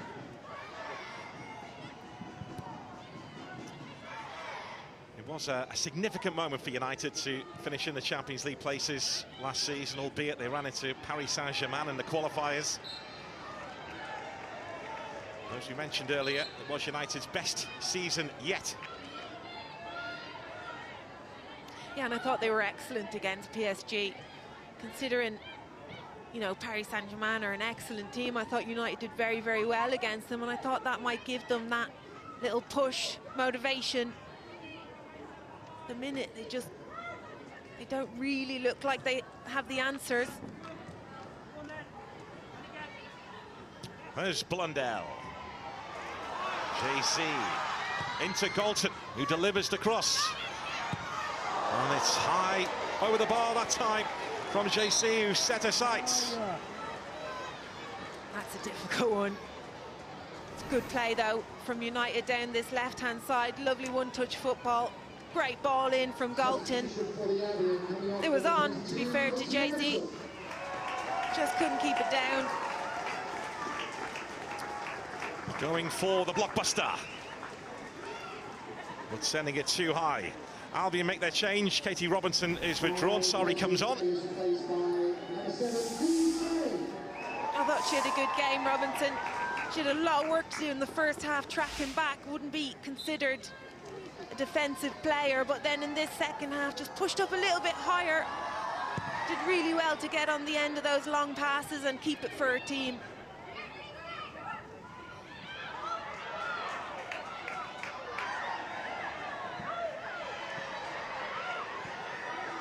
Well, Albion are still working on being more comfortable in possession, more comfortable on the ball.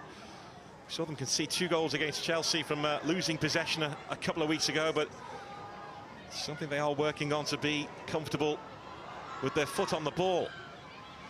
I'm not sure tonight's game is a game for them to be comfortable and trying to play out, to be honest. They tried to do it there. United are going to be looking for that goal. They're going to be putting pressure on them. I really like the fact they're trying to keep the ball here, because they could go into long ball mode and just try and clear their lines, but sometimes you have to clear your lines. Well, that could be awkward for Bagley. No problems in the end. There's Kuhlberg.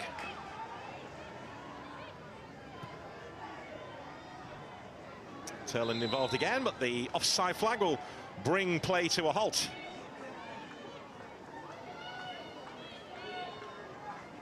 Oh, changes imminent.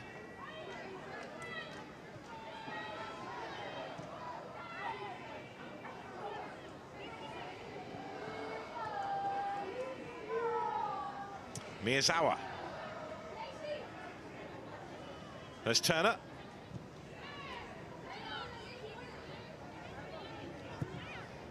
Letizier looking to drop that in behind for Riviere to give chase, and it's gathered by Sophie Bagley, who's having a good night. Very, very good night. She did really well there. I thought Riviere did well. This is where United have to play. They have to play in those wide areas, and the full-backs will give them that width. Riviere does well. It's a good ball in, but the Brighton keeper did very well to come out and collect it.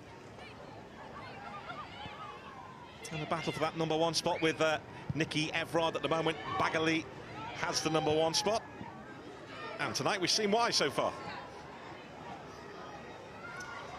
JC. That's Toon. Toon again. Galton. Blundell's on the outside. Options in the box for United, and you know who is there again. Yeah, really good. No United players run across her, though. This is where I'd be having to go at my players. It's a really good ball in. That's all you can ask from your wide players, to get the ball in. Good play from Blundell. It needs a player to run across there. United only actually have 2 players in the box. Need to commit more players. Well, Lucia Garcia has just walked in front of us and is about to come on for United. So the change will be happening shortly from Mark Skinner. Toon. Blundell giving chase.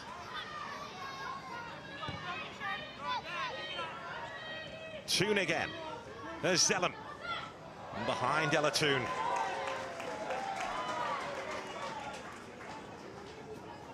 Yeah, I think Lucia Garcia going to come on. I think she'll replace Jay-Z on that right-hand side at the moment. She really enjoys 1v1 situations. She likes getting in behind, running in behind, lots of energy. Yeah, she can latch onto those long balls for United. Double change is imminent, because Rachel Williams is also getting ready in front of us. Yeah, and I think that message will be, Lucia Garcia gets on, go wide, get that ball into the box to Rachel Williams, who's the best header in the game.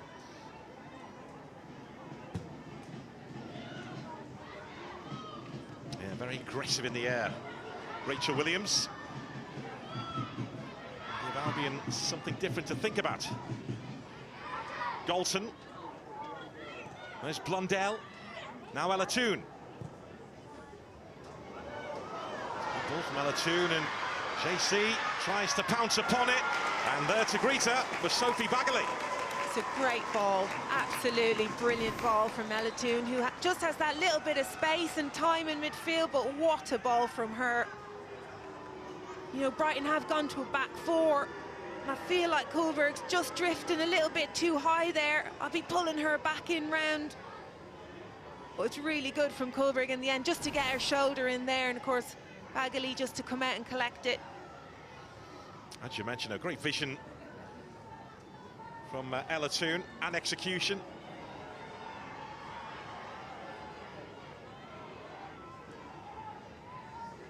Sophie Bagley is okay to continue, having taken a bit of a knock there as she went to greet JC.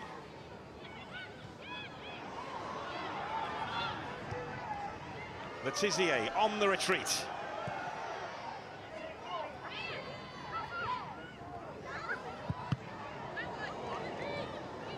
Someone there for Alina Bremer, who's in the way of that clearance.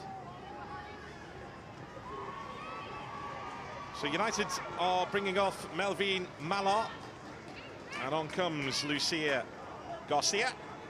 That's the first change by Mark Skinner.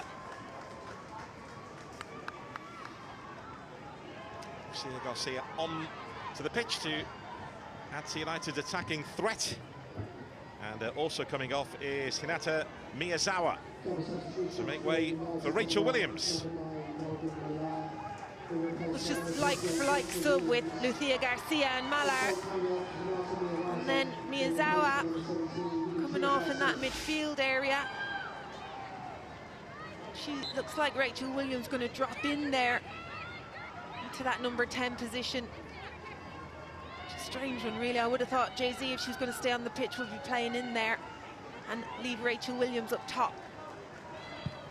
Well, Williams was immediately involved there.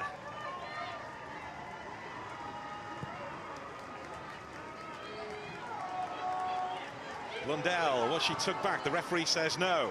There's Lee. Yulia Zighiotti. Lee has gone for the return.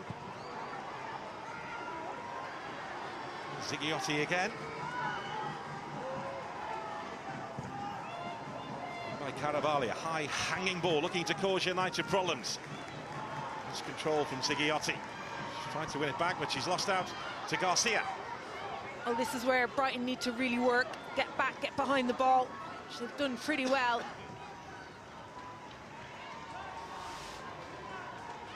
Well, they said United tend to be a second-half team. They keep on going. And they're on the front foot here, looking to hit back. Galton's in the middle, and Sophie Bagley claims the ball again. Really good goalkeeping there.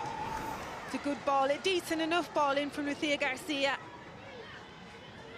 And Bagley, it's in the air long enough for Bagley to come and collect it. You'd expect her to come and collect it there.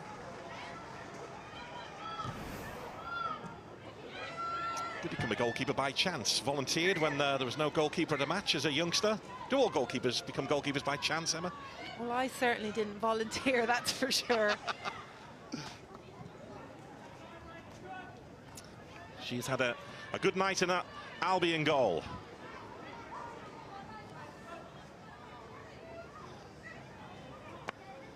There's Turner. And of course, Brighton will be very aware of United's last 15 minutes. Goal scoring opportunities they create. They're going to have to be switched on. Well, Galton in strongly there on Caravaglia, stealing the ball back for United. Let's carry through here to Ella Toon, who is back in business in front of goal for Manchester United. That is how they strike back. Unbelievable. Great strike from her, and Mark Skinner said it during the week. You're going to see goals, you're going to see assists from Ella Toon, and there it is. What a strike from her. I'd have to bring it back. Is this a foul? Obviously, referee didn't think so. It actually got to Ella Toon by chance. It wasn't worked. Well worked goal. It's meant to be for Jay-Z, who actually let the ball slip under her foot. Looks like a bit of a foul to me. I think I would have called that as a foul, being honest. I think Brighton can feel a little bit hard done by, but I have to say, what a great strike from Ella Toon. Well, there was talk when United were about to make the double change that Ella Toon was about to be withdrawn, and she had a run, that wonderful pass to JC, and that is when potentially Mark's going to change his mind. And now she's stepped up with that big goal for United, and a big goal for Ella Toon as well.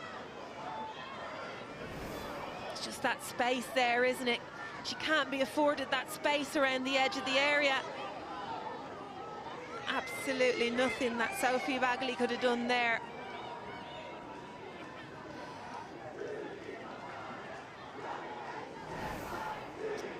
Pressure lifted, a smile on the face of Ella Toon, who just loves football.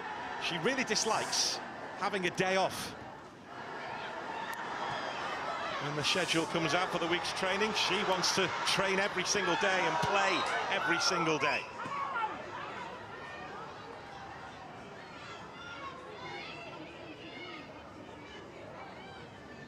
I think she can enjoy it a little bit more after scoring. She needed that. That's going to boost the confidence. It's exactly what she needed. You have to feel a little bit sorry for Brighton, though. Worked ever so hard. For me, it was a foul against Carabali.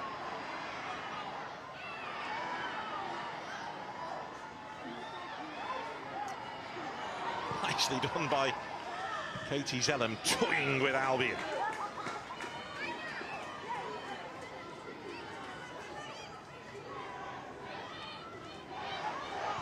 Lasada.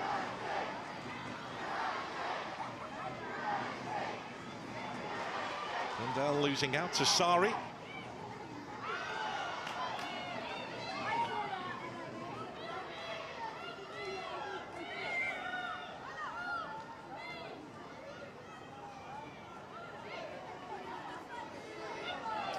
Well, this the important moment. Was this a foul, Emma? You think yes, yeah? I think it was. I think she caught her. But do you know what? It's one of those, it's a 50-50. Referee makes the decision, and you can't take away from Ella Toon. What a goal she scored there. Tooney's back. Was she ever away? You just sense that's a big moment for her and for Manchester United. Oh, you can just sense it down on the pitch. They've got much more confidence. I feel like they're confident they're going to score again. Galton. JC. Lovely ball back to Galton, but she just runs out of pitch.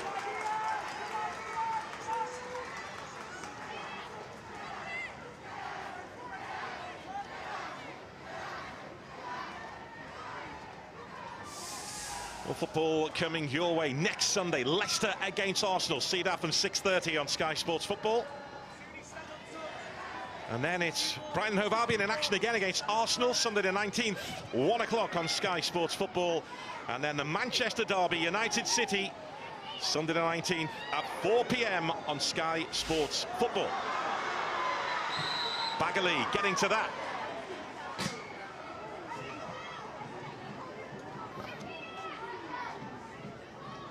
Really good starting position from Bagley there to come out and clear it. It was offside, but still got there first.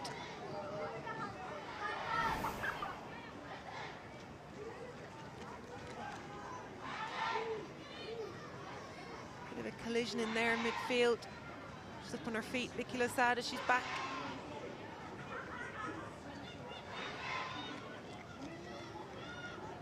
Yeah, Rachel Williams making her presence felt.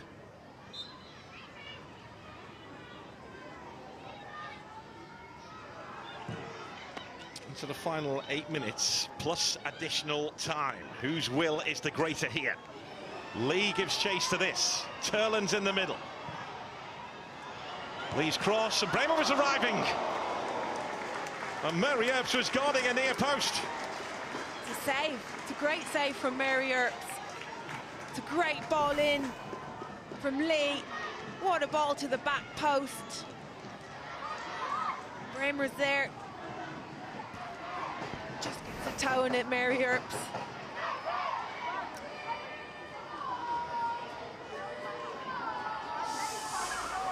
Well, Yulia Zigiotti was yellow carded for dissent after the goal was scored. Mary Earps could be busy again here. It's crowded. Bergman was beaten to it, and Mary Earps, was she helped out by the goal frame? As Albion came knocking on the door again. Well, she's taking credit for it. It's a great ball back in. Great strike from Zigiotti. Mary Earps definitely got a touch in it. Goes down as a save. Set pieces are causing United problems again. Again, it's dropped right on top of Mary Earps.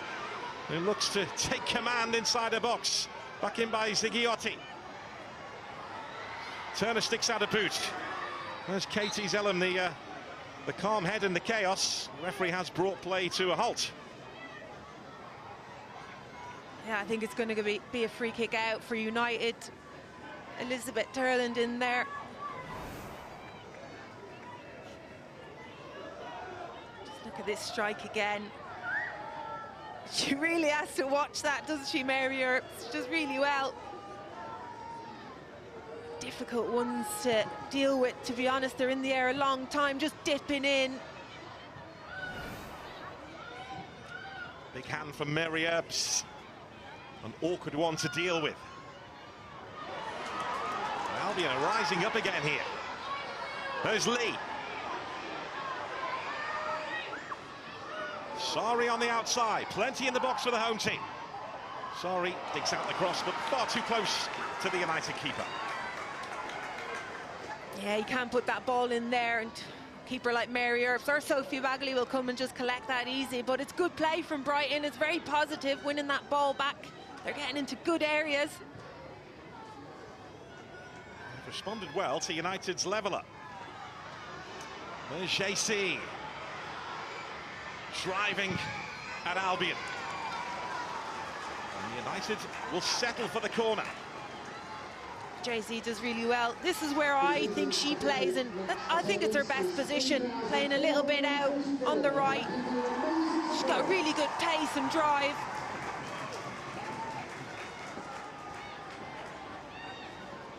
United have scored 3 from corners so far this season. Katie Zellum standing over that towards the far post, and Williams, who's really aggressive in the air, tried to make that hers. Brighton are really open at the back post there. You can see Leah Galton just pinning in Sophie Bagley in there. Just a really nice job, because keeper finds it very difficult to turn out and get to that back post. A narrow miss from Rachel Williams. Nikita Paris is ready for action. Again, a sign of United's strength in depth. There's Sari. The door slammed shut by Turner. Ella Toon.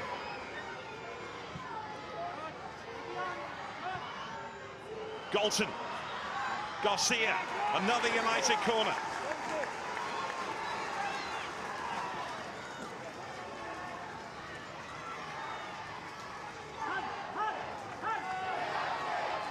Albion looking to keep their focus and concentration here as United close in. Well, they have to be very careful of Rachel Williams, and at the moment they've got Lee on her. Sent in towards the far post and towards Williams again. There's Forrest Dotter.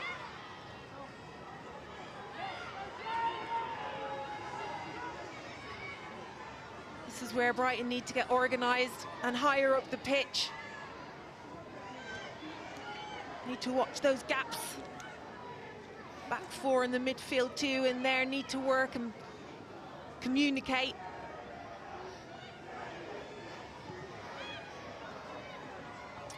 Albion with the long-term aim of becoming a top 4 club in the WSL. They're going toe-to-toe with United here.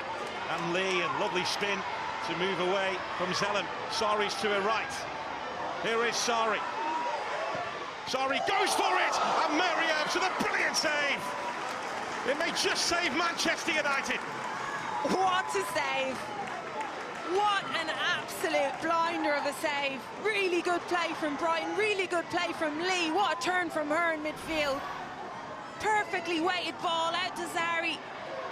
Does absolutely nothing wrong, but you just have to talk about that save from Mary Earps. Unbelievable. That's right, she is right at the top of her game. Substitution for United making this change. Nikita Paris is coming on, and JC is withdrawn. Apparently, if you're friends with her, you pronounce her name as Jace, but if you're not, JC. Friends? Jace. Jace, to me. Don't know about you, Gary, though. You crack no on friends. with the Jay-Z. You know that. So Paris is on. And Mary Earps may be busy again here. Again, she looks to command the penalty area, but was beaten to it. Guro Bergsman was right in the middle of that. And late on here, Brighton and Hove Albion stun Manchester United again. This could be turning into a night to remember for Brighton and Hove Albion. What has just happened? We talk about United coming here and scoring late goals. What a header! What a header from Guro Bergsman. Great ball in as well. They've been so dangerous from set pieces all game. It was only a matter of time, really, wasn't it?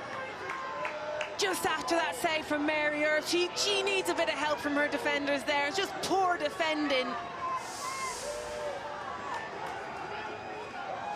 Well, Mary Earps just made a wonderful save, but from the corner, she was beaten. A powerful header from Guro Bergsman. Has that won it for Albion? It just depends on what number comes up in this board. The answer is 7. 7 additional minutes, which could be a lifetime for Albion. It's a long 7 minutes for Brighton. Huge groan around this place apart from the United fans. Galton. Nikita Parrish trying to pounce. Zelen. Williams beaten to it. No foul on Lasada, who was doing the defending there for Albion. Bergsman back on the day job, and a looping shot which dropped wide of Sophie Baggerly's goal. Guro Bergsman has been so important in both areas, both boxes. So strong in the air defensively, and of course we're going to talk about that goal she just scored. Could be one of the most important goals that she's scored in her career. Kickstart Brighton into the season they are hoping for. Aside from Brown at the start of the year, she felt she was ready to make the next step in her career and move to the WSL. Could be a priceless goal for Albion. But United will keep on going because that's what they do. Nikita Parrish involved again. There's going to be a big shift here from Brighton. This evening's Albion player of the match is number 32, Sophie Baggerly. Potentially a couple of Albion changes on the way here.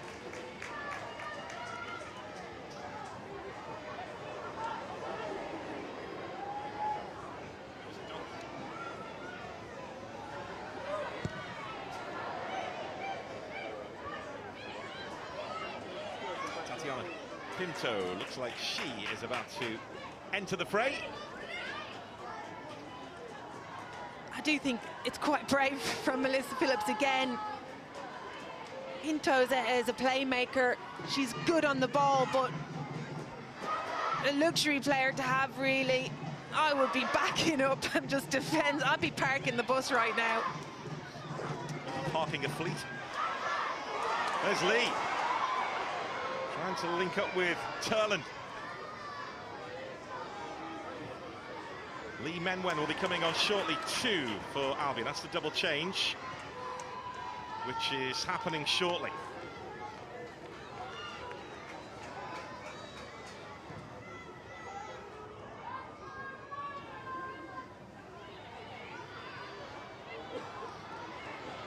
The referee again will have to bring play to a halt here because it is a head injury suffered by Lee. And how good has Lee been since coming on? She's been so influential in there, just really good at just keeping the ball. Oh, right side and centrally. Such a good player to have, bring off the bench. We spoke about Albion's ambitions to crack the top four. They're hoping to build a stadium for the women's team as well, back in the city. Yellow card there, I think, for Zellen by the looks of it.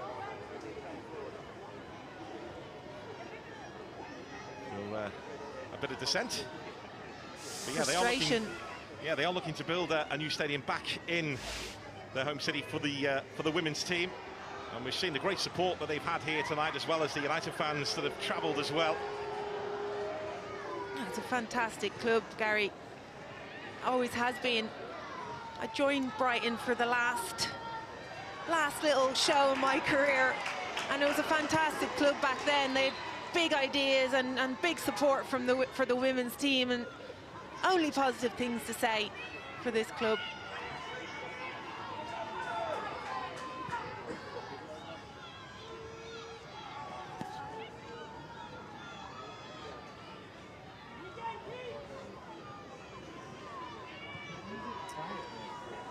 Well, what do United have left in the tank here? Time is ticking away.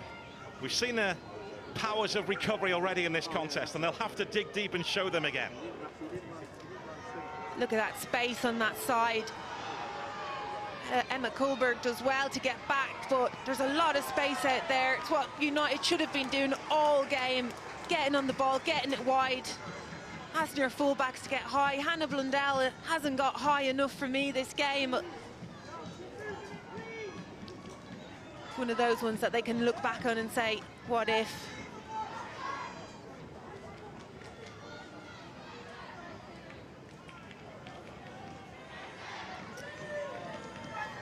Charlie's Rule is about to come on for Albion.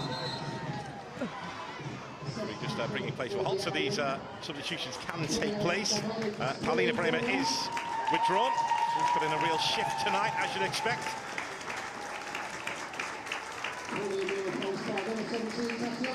Pinto comes on.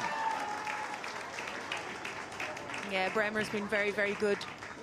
She's really good in the press, very strong, very physical player. So on comes Charlie's Rule, and it's Yulia Zigiotti who is withdrawn.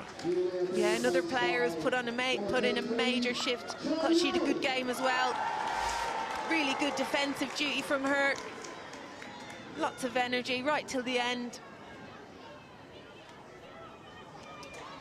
Into the final minute of additional time, but we will get extra additional time because of those substitutions. Still time for United to hit back, but it has to happen quickly. Wayward from Caravalli. There's Garcia. United need a hero here. It's a great block. Great block from Pinto there. Blundell. Very deep, Brighton. 4 in the box for United, all waiting for the cross to come their way. It's Turner who's gone forward here with that header. It's Turner again.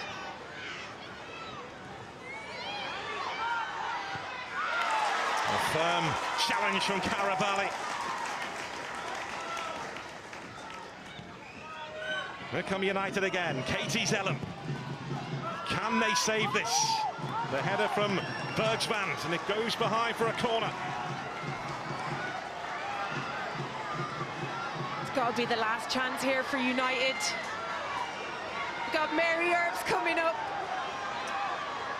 Mary Earps is waiting in the box. It goes towards the far post and it's stabbed home. Rachel Williams. She is there again. It's what she does. And Manchester United show their powers of recovery again. Absolutely heartbreaking stuff for Brighton, though, you've got to say. It's actually Terland who let her go. She just completely switched off at the back post. Actually, Brighton player that flicked it on. Devastation for Brighton, who've done ever so well in this second half. Well, I just wonder whether Mary Ebb's presence disrupted Albion. But Williams was there to finish it off, and she wasn't hanging about. She thinks United can win this. Galton.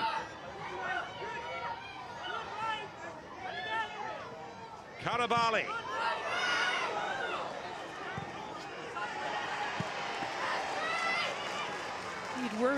I'm actually worried for Brighton right now because it's just kick-started United again.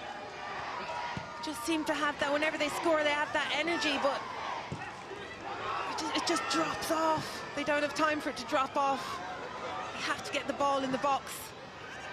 Here come United again.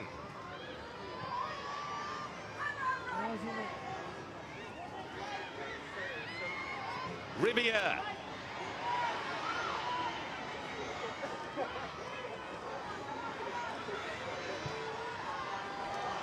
Sorry was on her way, but Blundell is in the way.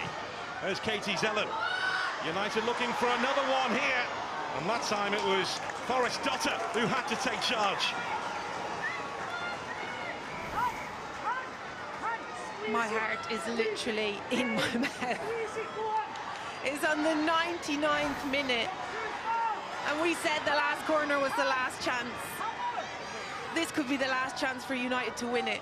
Well, Mary Epps has stayed back this time. Harris at the near post, it goes beyond her. Williams again trying to attack it. Turner likewise. Hooked away by Karabali. That's it. Manchester United do not give up. It is in their DNA. And they've shown their powers of recovery here tonight. Rachel Williams with the last gasp leveller from the bench. She's written that story before.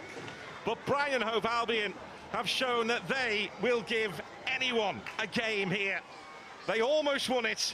Guro Bergsman put them in front to make it 2-1 before Williams levelled up. And in the first half, Elizabeth Turland had struck the first for Albion before Ella Toon levelled for United. Great game here tonight. Brighton Hove Albion 2, Manchester United 2. Great game is right, Gary. Thank you, Emma, to Izzy, Stephen, Izzy Carr for Brighton. Sucker punch. Yeah, what a game, by the way. End to end, I thought that Brighton were exceptional, and I think they'll be disappointed immediately. But I think that's a performance which Melissa Phillips will be really proud of. Really pleased with what her team has shown tonight. And Manchester United, they always find a way. They've been unbelievable in their mentality of trying to get back into the game. But tonight, I was super impressed with the way that Brighton played. It'll feel like a loss, yeah, but take the positives from it. I think that's what you've got to do. I think when you think about before the game, we were talking about what the shape will be, what we're looking for in Brighton, how will he come out, will he make mistakes? Credit to them, when they went forward, they were exceptional. But defensively, just a couple of mistakes. It happens when you're under pressure sometimes, and they'll learn from that. You kind of almost want to list the goalkeepers under the goal scorers, don't you? So important, both ends. Both of them were outstanding. We know what Mary Earps is capable of. And Sophie Bagley, let's not forget, she's played as the number 2 to Mary Earps for a number of seasons now. And obviously, she's made her move. She's at Brighton now. And both of them proved today what top goalkeepers they are. Yeah, we'll hear from the player of the match shortly as well. But look at Mary Earps, you can see what it means to them at the end. When you've got Williams on the sidelines and you're seeing her as the opposition, is that little bit in you thinking, oh, here she goes again? Yeah, quite possibly. You're always on your toes, aren't you? Worried about substitutions that can come on and have a huge influence in the game. And I think even her mentality now will be, get me on that pitch, I'm in great form, I'm capable of getting goals. If you give me the right delivery, timing of the run was perfect from the corner. Brighton will be disappointed, but when Manchester United know when they're bringing a player on of her quality, that she can get on the end of things. If you are watching us on Sky Sports Showcase at the moment, you are going to leave us in just a bit, but do continue to watch reaction from here on Premier League and on football. That match then rounds up the weekend's results. The weekend we started with you on Saturday lunchtime, that 6-0 win for Chelsea. Arsenal beating Manchester City late on. Late goals are plenty, actually. Liverpool 2-1 winners over Leicester. Tottenham held 1-1 by Everton. Bristol City with their first points of the season, beating West Ham 3-2. And 2-2 tonight. Goals guaranteed in the WSL. Here's how your table looks at the end of the weekend then. Chelsea top of the table after that 6-0 win.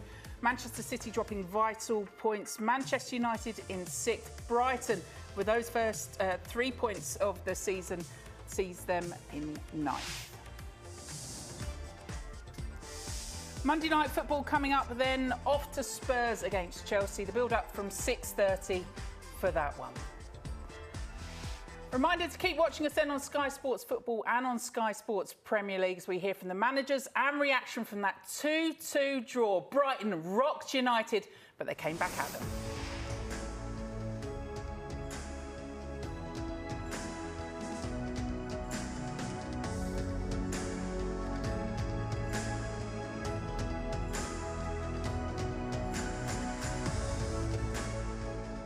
We love a bit of late drama in the WSL, and this weekend no exception. Brighton took the lead, Turlin with it on 30 minutes. Great finish. Galton's Desire, Toon involved to make it 1-1.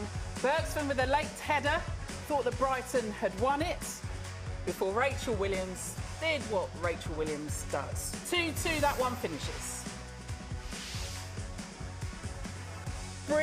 Brilliant match of football. Look at the expected goals for Manchester United. The possession as well. They were certainly way up on that in the first 10 minutes, but they leave it late, do United. Now, 8 goals in those final 15 minutes of matches, more than anyone else in the WSL this season.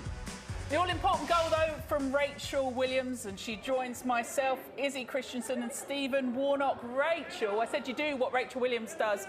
Have you trademarked those late goals yet? I'm going to have to, yeah, because it's becoming a bit of a habit for me, and to get out there, I'm itching to get off the bench and just help the team, and tonight, again, it's paid off.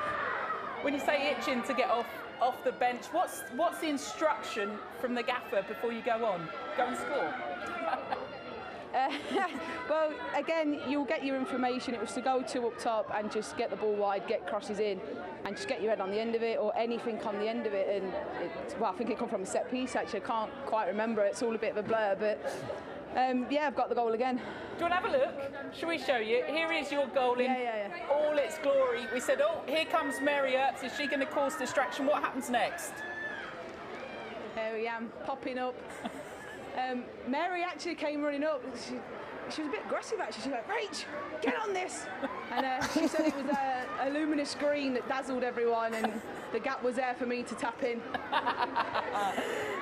Rach, Izzy here. On a serious note, what did you think of your team's performance tonight? I think we've started well. We've come back from the international break. We've dominated that first half, and you've seen there with the stats, we have to take our chances. We've made some great passage of play, got crosses in the box. Galton's had a great header as well, but we've got to finish them chances. Rachel, it's nice being known as the superstar, but are you going to be knocking on the manager's door now, wanting to start the games? Always. I keep trying, but no, that door's firmly locked. What's he asking I'm happy just to be... Sorry, what's he asking you to do then to get in the team? What's he asking for you to give more of? What do you think he's wanting from you? Oh, well, good question. I don't know. I think I just have to just keep doing what I'm doing in training, and then hopefully he'll give me my chance. But at the minute, I know my role very well. I'm here for the team every week. I'll train hard with them. I'll prep our girls in training, knowing that if you're training against when I'm being my best, you're only going to get better yourself when we're out here under the lights tonight. So again, like I say, the manager, the staff, everyone, they know what they're doing. I fully believe in them and trust them, and we move on to Everton now for our next game. Rach, you're a seasoned pro in the WSL, and you've been doing what you do for many years in this league. Are you, on a day-to-day basis at the training ground, giving advice to younger players, or are they coming to you, and what's your role sort of look like on a day-to-day basis? Exactly that. Like you say, I'm a seasoned pro. I'll come in. If, you know, we had a bit tired legs, I'm probably the class clown, getting the girls to enjoy it, pick it up, enjoy training, and take me hat off to Tooney tonight. I thought she had a great game, and she banged on like that in training yesterday. I said, see, Toon, you just got to keep doing it. Hit them shots, they'll come off, and I absolutely made up for it tonight. And that's what I'm there for at training. Anyone needs any advice, even the new girls to our team, to the league, just come and have a knock on my door for once, and I'll give any information that I can.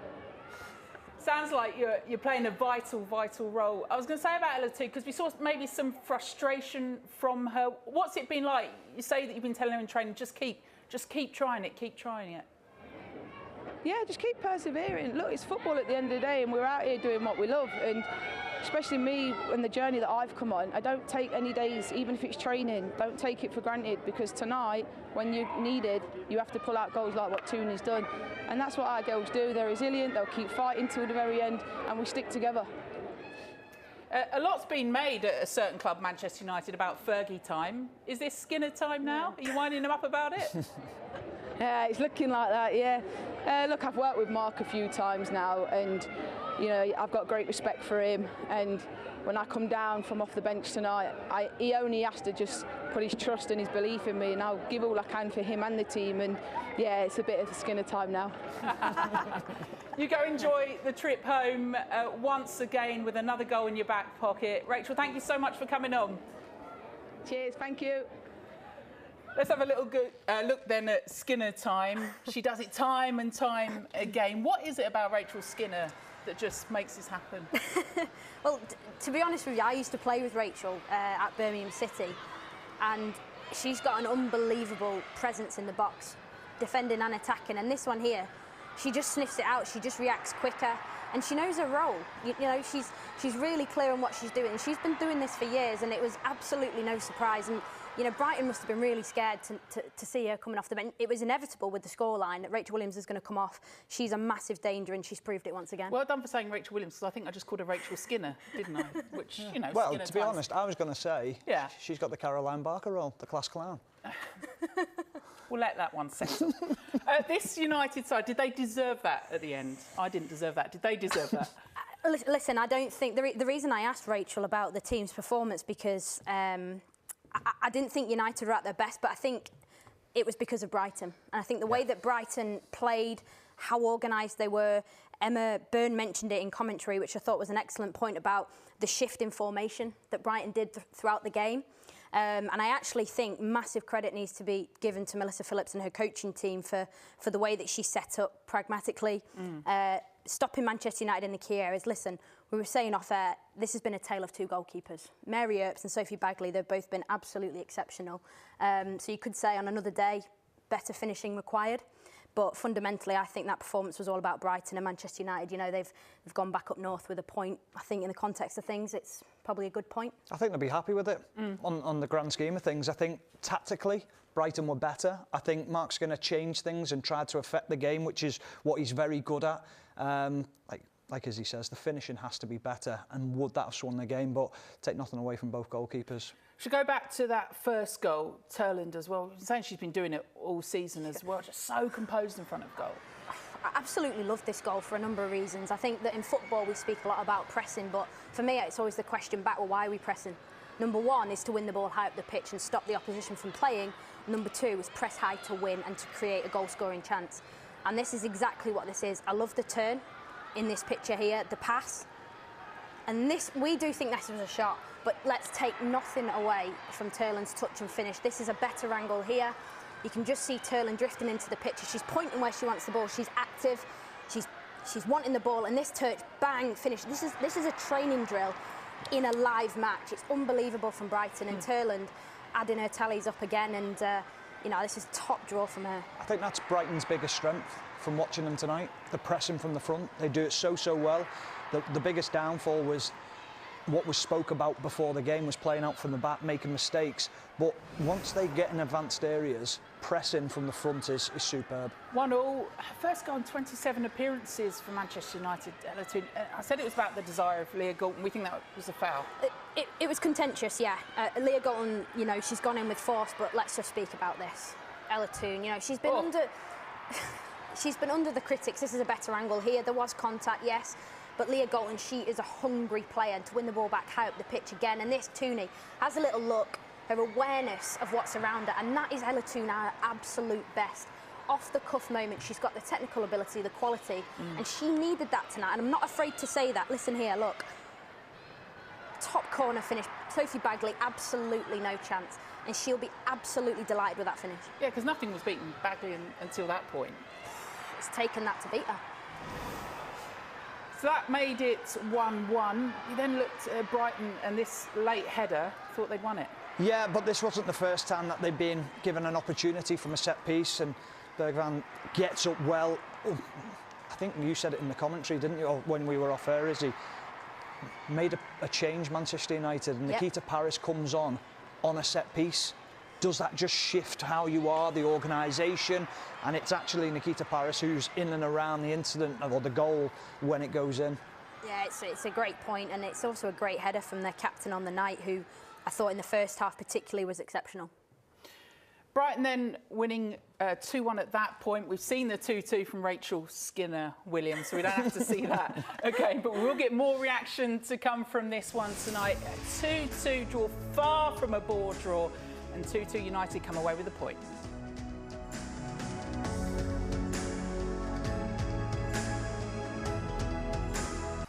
Brighton have stopped a run of 4 home defeats in a row in the league, but could it have been so much more? Let's hear from Melissa Phillips with Johnny. Mel, I imagine a lot of emotions running through your veins after that. What was your take on it all? Yeah, look, I'm immensely proud of the group. I think at 1-1 we probably would have taken it. It's a little bit disappointing to concede late when we've gone ahead, but you know, set pieces are important, and as good as we've been on that side of the ball with set pieces, we have to be a little bit better with defending them as well, and we know that. But I think in terms of growth in performances, there's a lot to build on at the beginning of a really tough block, and I'm proud of the group. Yeah, do you feel they showed a lot of resilience early on? Because it was a tough maybe 15, 20 minutes, but then with a really good press, you managed to find a way of taking the lead. Yeah, look, I think the shape that we played in the first half, it worked at the start of the game because we really did rattle them, and obviously, like you say, that's how we got the goal. We had to weather a storm, which I think is always going to be the case against top teams like Manchester United. We did that. Really important that we went into half-time 1-0 up. We changed our shape in the second half, and I think it negated a lot of their opportunities from wide areas. So the adaptability of the group, like, we can take a lot from that tonight. Manchester United's equaliser obviously came over from a turnover in possession as well. Was there perhaps a touch of a foul in that? What was your view of it? Yeah, look, I do. Jordan obviously cut the ball, and she takes contact, and the ball pops out, and I do think it's a foul, but ultimately that's how the decision goes. And look, the goal is class by 2, and she puts it in the top corner. Given what's gone on before as well this season, to finish as strongly as you did and then to get that second goal, you must have been really pleased with that. I think that's something that we're growing belief in terms of our performances, and we know we have to see out games, and we know we have to see out halves, and this will be another hard lesson for that. But like I said, it's an important point on a really hard stretch of games. What was the issue with the added time? Do you feel at the end? Do you feel that the goal went in after the allotted time? Have you spoken to the officials about it? I just think there has to be clarity, because it went from 7 minutes to 7.5 to 10 minutes, and I think that there just has to be clarity on what we're working with so we can make changes at appropriate times as managers. Have you sought that clarity? Have you spoken to the officials? Not yet. In terms of what you were able to achieve on the ball, did you feel that this Brighton team at the moment was giving you a lot today in terms of what we were speaking about before the match and how you wanted to impose yourself on the game? Yeah, I think, look, there's still areas that we need to grow in possession, and specifically when we're under pressure. We'll probably have to switch the ball a little bit better in the second half, but I think in terms of minimising errors, we did that. In terms of playing a bit more transitional on the counter today, we did that, and that's how we got our first goal. So there's going to be a lot to digest and take away from it, but ultimately, like I said, it's a really positive team performance in the direction we want to move. And it's a long process, isn't it, to get players comfortable on the ball against top opposition, and do you feel you started to see the fruits of that? Yeah, I do. I think we're growing every day in that, and that comes, like we talked about it before the game, we made 4 changes, and the personnel that we played in this game, it brings a slightly different value on the ball in terms of pace going forward. We know we've got then other players who can come into the game and help us keep it a little bit better, and I think that's what you saw in the second half with the likes of V and Vicky Lasada and others coming into the game. But how dynamic we are as a group is something that's really important to take forward. Well, thanks for your time, Mel. Thank you. Much appreciated. Thank you. Right at the start of the show, some 72 hours ago, we spoke about their identity. Are you clear in that after this 90+7? Well, I think what I like about them is the adaptability within the game, and I think that's what it takes in this WSL to be successful. I think you have to have the nous, and Melissa Phillips showed it today with adapting her team. She alluded to it there in the interview, that she went from a back 3 to a back 4 to stifle Manchester United in the wide areas, and I think that was really intelligent because they managed to minimise crosses in the latter stages of the game, and the irony is they've conceded in the last minute from a set piece, but she's mentioned there, very pragmatic, very flexible with the fact that, you know, the team is on a journey and they can grow. Sophie Bagley, player of the match, arguably, against her old side, Manchester United. Just so confident and time again pulling off saves. Yeah, I think the big thing is the night before the game, you're praying that you have a good game. You showcase why you've left to go and play first team football. I think that's the big thing. And she's confident in her own ability. Some of the saves she made tonight were absolutely brilliant. And this one was a triple save in the first half, and we were out of our seats, weren't we, watching this? It was just brilliant. But what I really liked about her was her positioning. Often it was high, off a line quickly, because the way Brighton were playing, they were playing quite a high line. Manchester United were using that over the top ball, if you like, in behind, and she had to play a high line. That's brave from a goalkeeper to be able to do that, but overall, very strong performance. She'll be delighted tonight. I love how she said when she was at United, she learnt so much from Mary Earps as well, who herself had another brilliant match. Let's hear from her boss, Mark Skinner. Mark, how satisfied overall with the point are you tonight?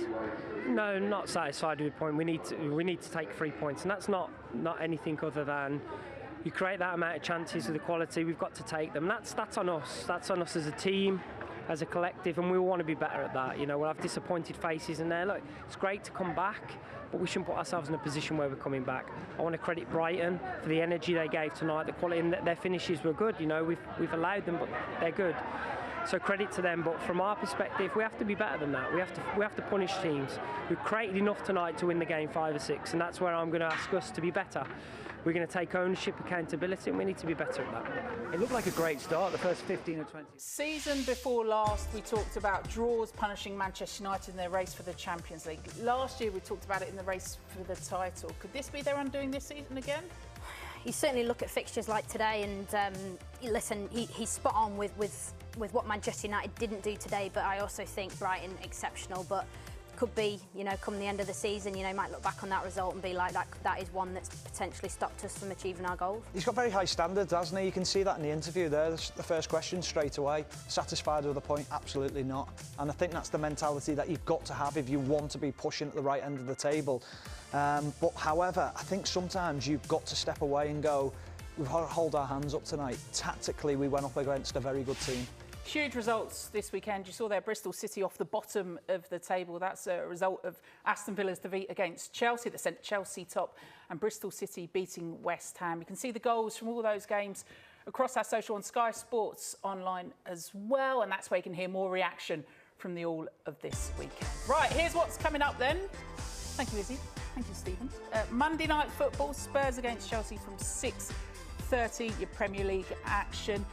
The WSL over the next few weeks, we've got Leicester against Arsenal. Big late win for Arsenal against Manchester City this weekend. They go again against Leicester November the 12th. Then we've got a double header for you, Brighton against Arsenal. Again, what Brighton side will come out for that one? That's November the 19th. We're on air from 1 o'clock from Old Trafford before the small matter of a Manchester derby. Manchester United against Manchester City. So plenty more reaction then to come across Sky Sports, and have a look on the website too for reaction to Emma Hayes and the announcement that she's leaving at the end of this season. In a weekend full of headlines then, in the WSL, it's never too many. Good night.